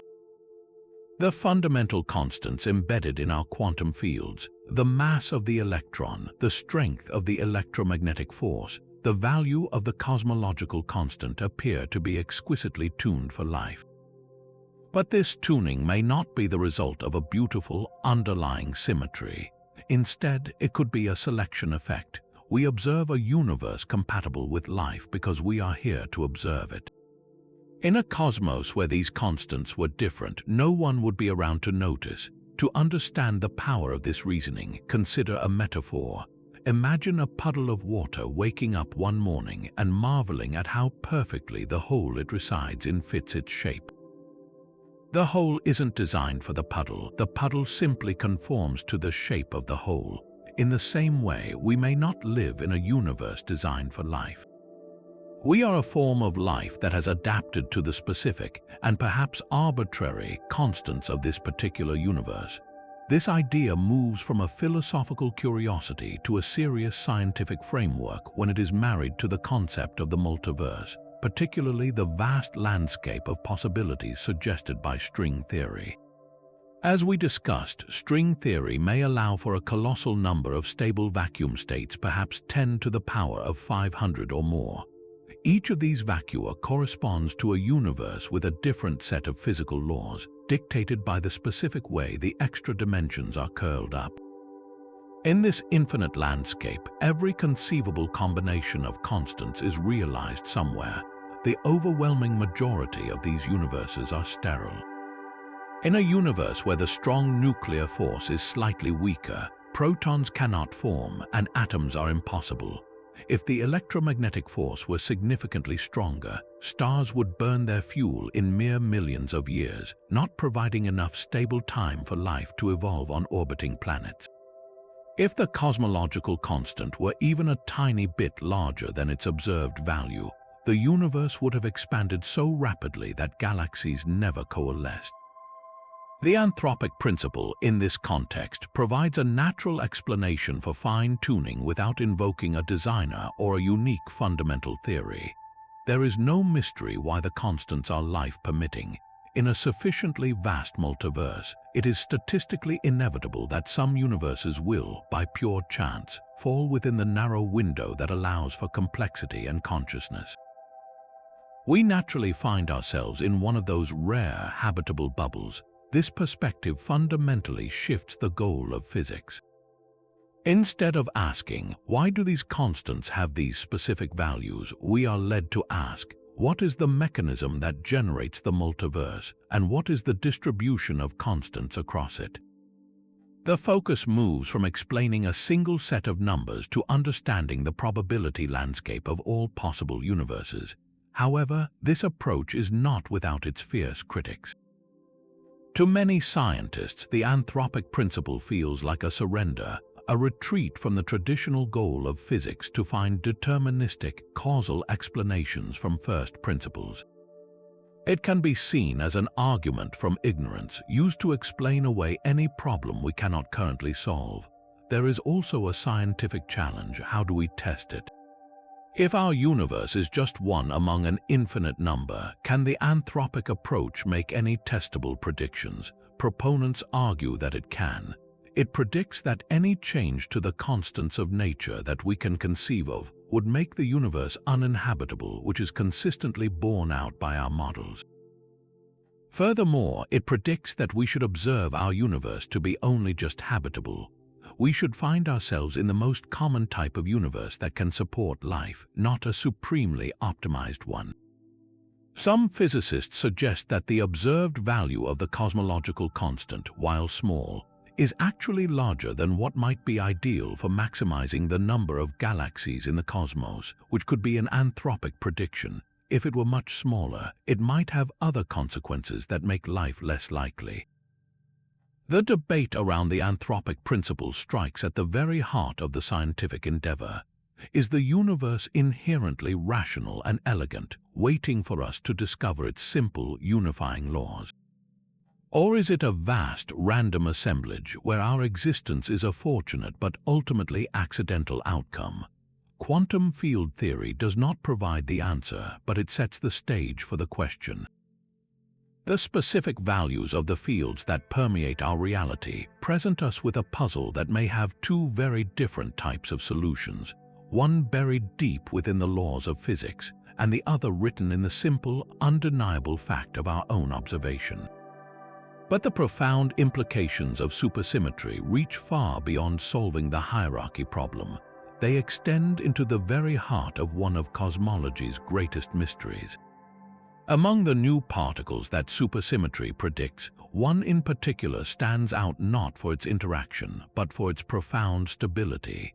This is the lightest supersymmetric particle, or LSP.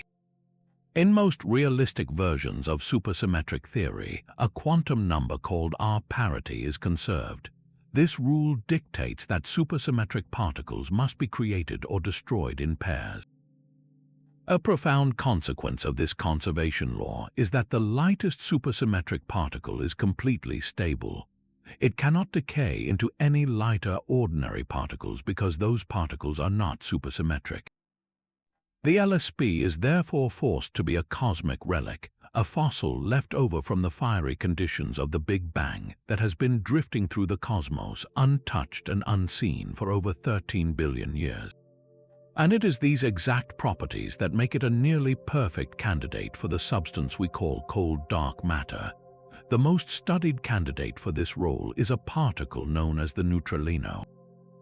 Think of the neutralino not as a single fundamental particle, but as a quantum mixture, a blend of the superpartners of the Higgs boson and the neutral force carriers, the photino, the xeno, and the Higgsinos.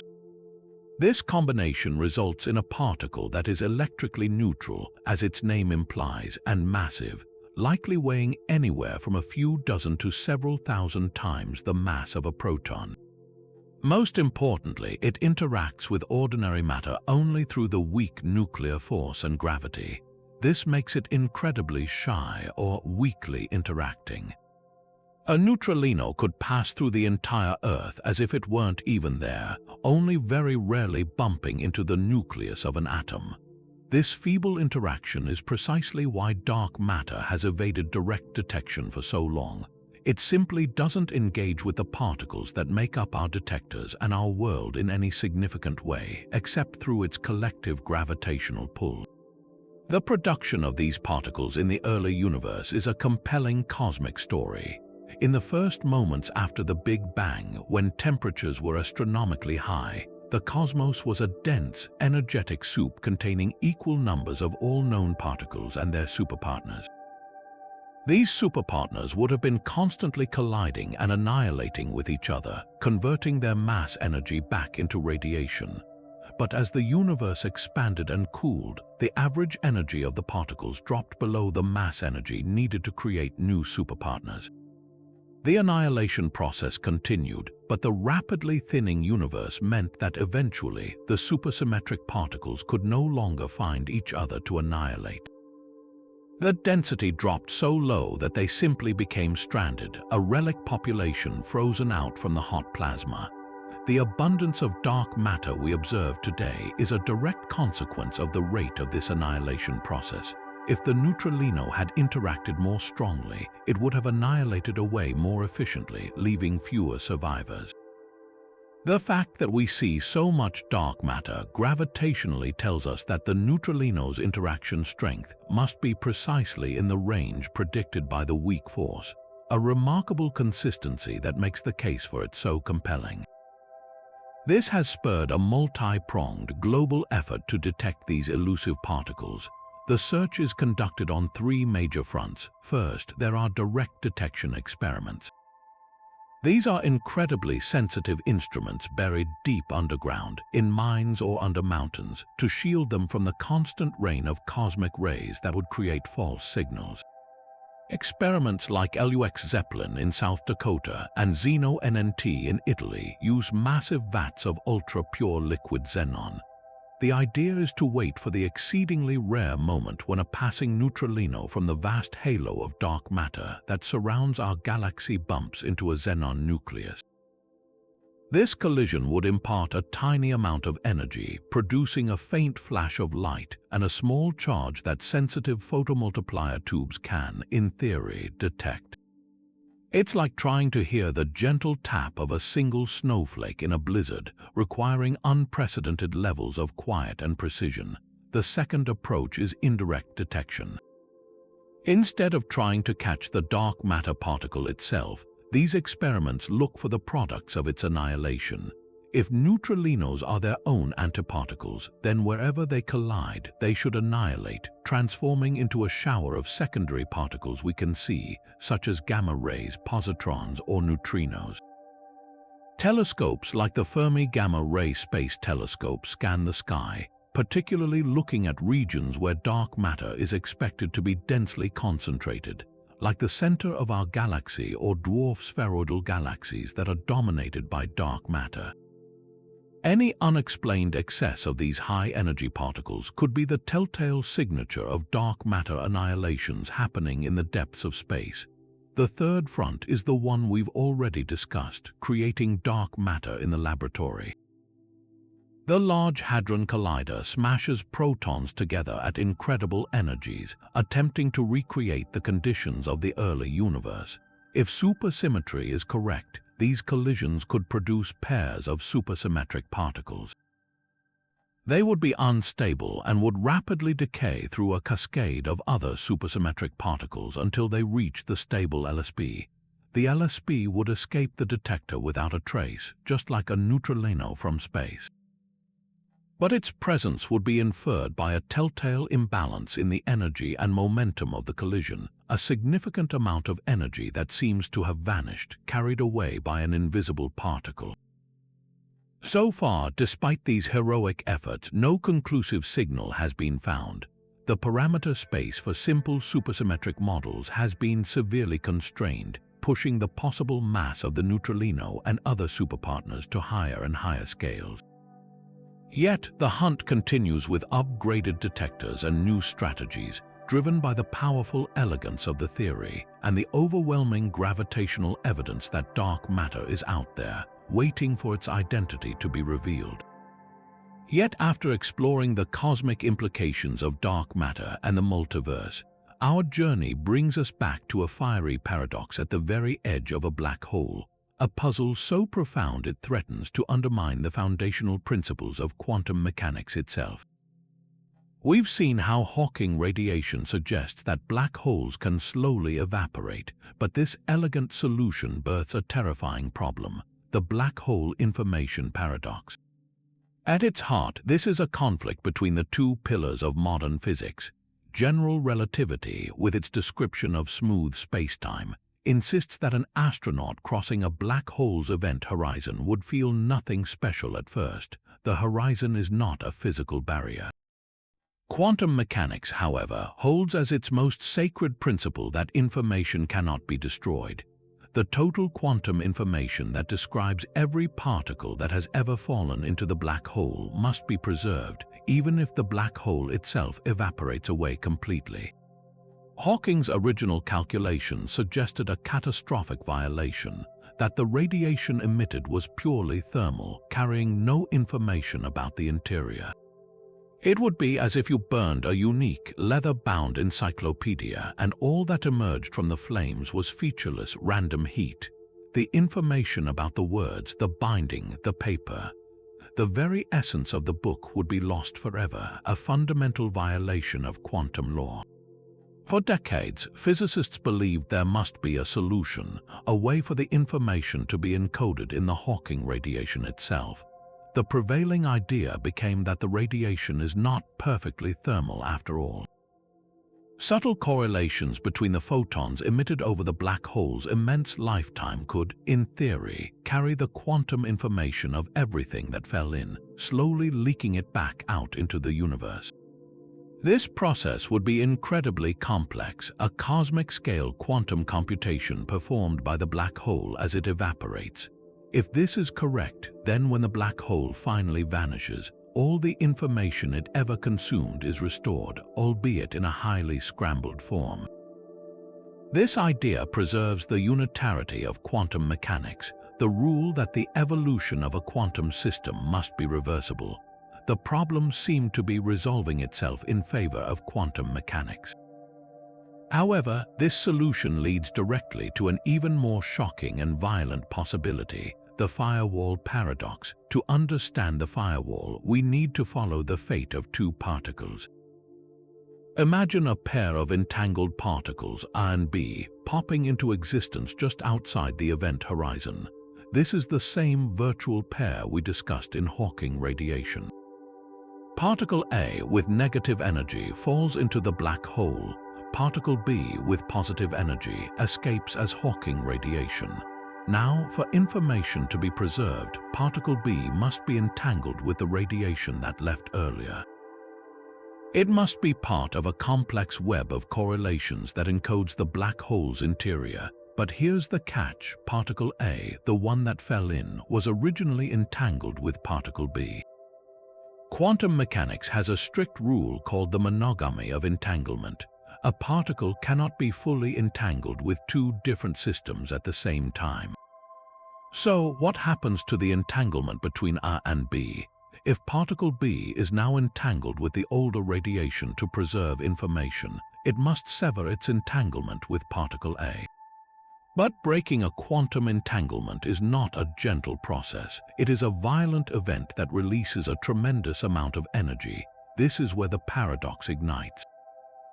From the perspective of an infalling astronaut, the event horizon should be uneventful, a point of no return but not a wall of fire.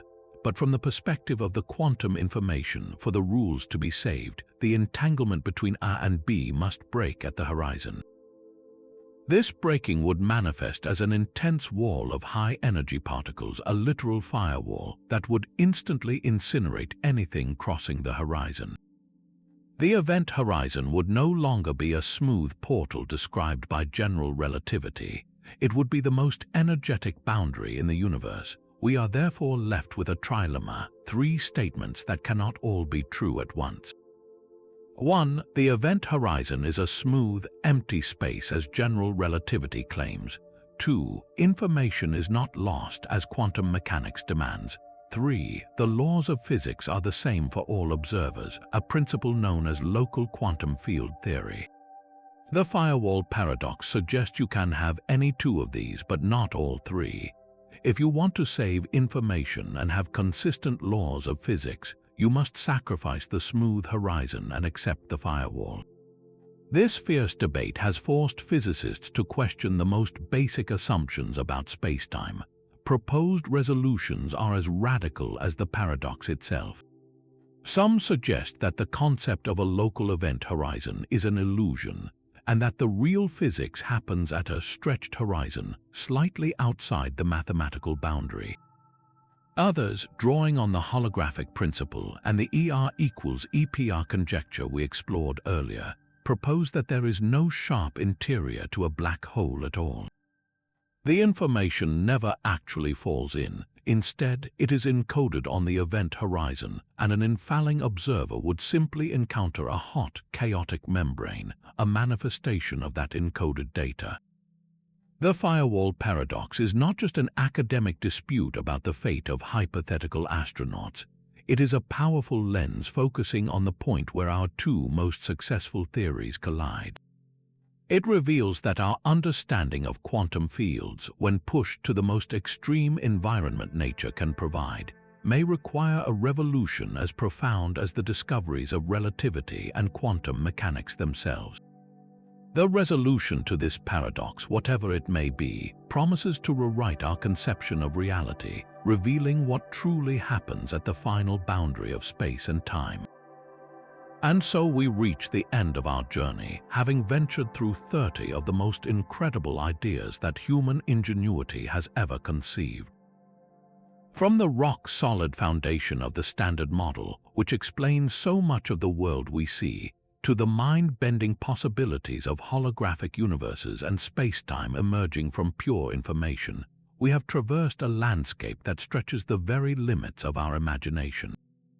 We have seen how fields like the Higgs give substance to reality, how the inflationary field may have sculpted the entire cosmos, and how theories like supersymmetry and loop quantum gravity offer competing visions for a deeper truth.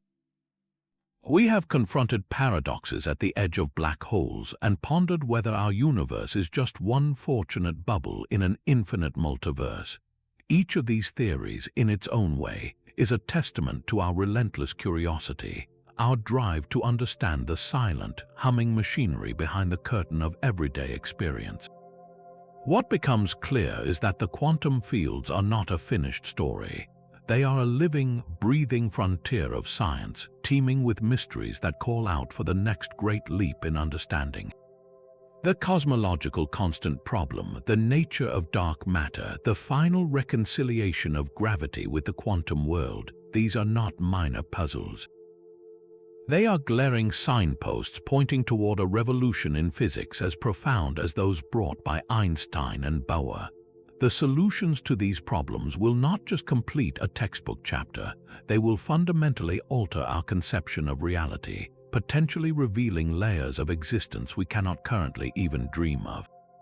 The work being done in laboratories and on chalkboards around the world right now is the beginning of that next great chapter. This exploration is a shared human endeavor, and your curiosity is a vital part of it.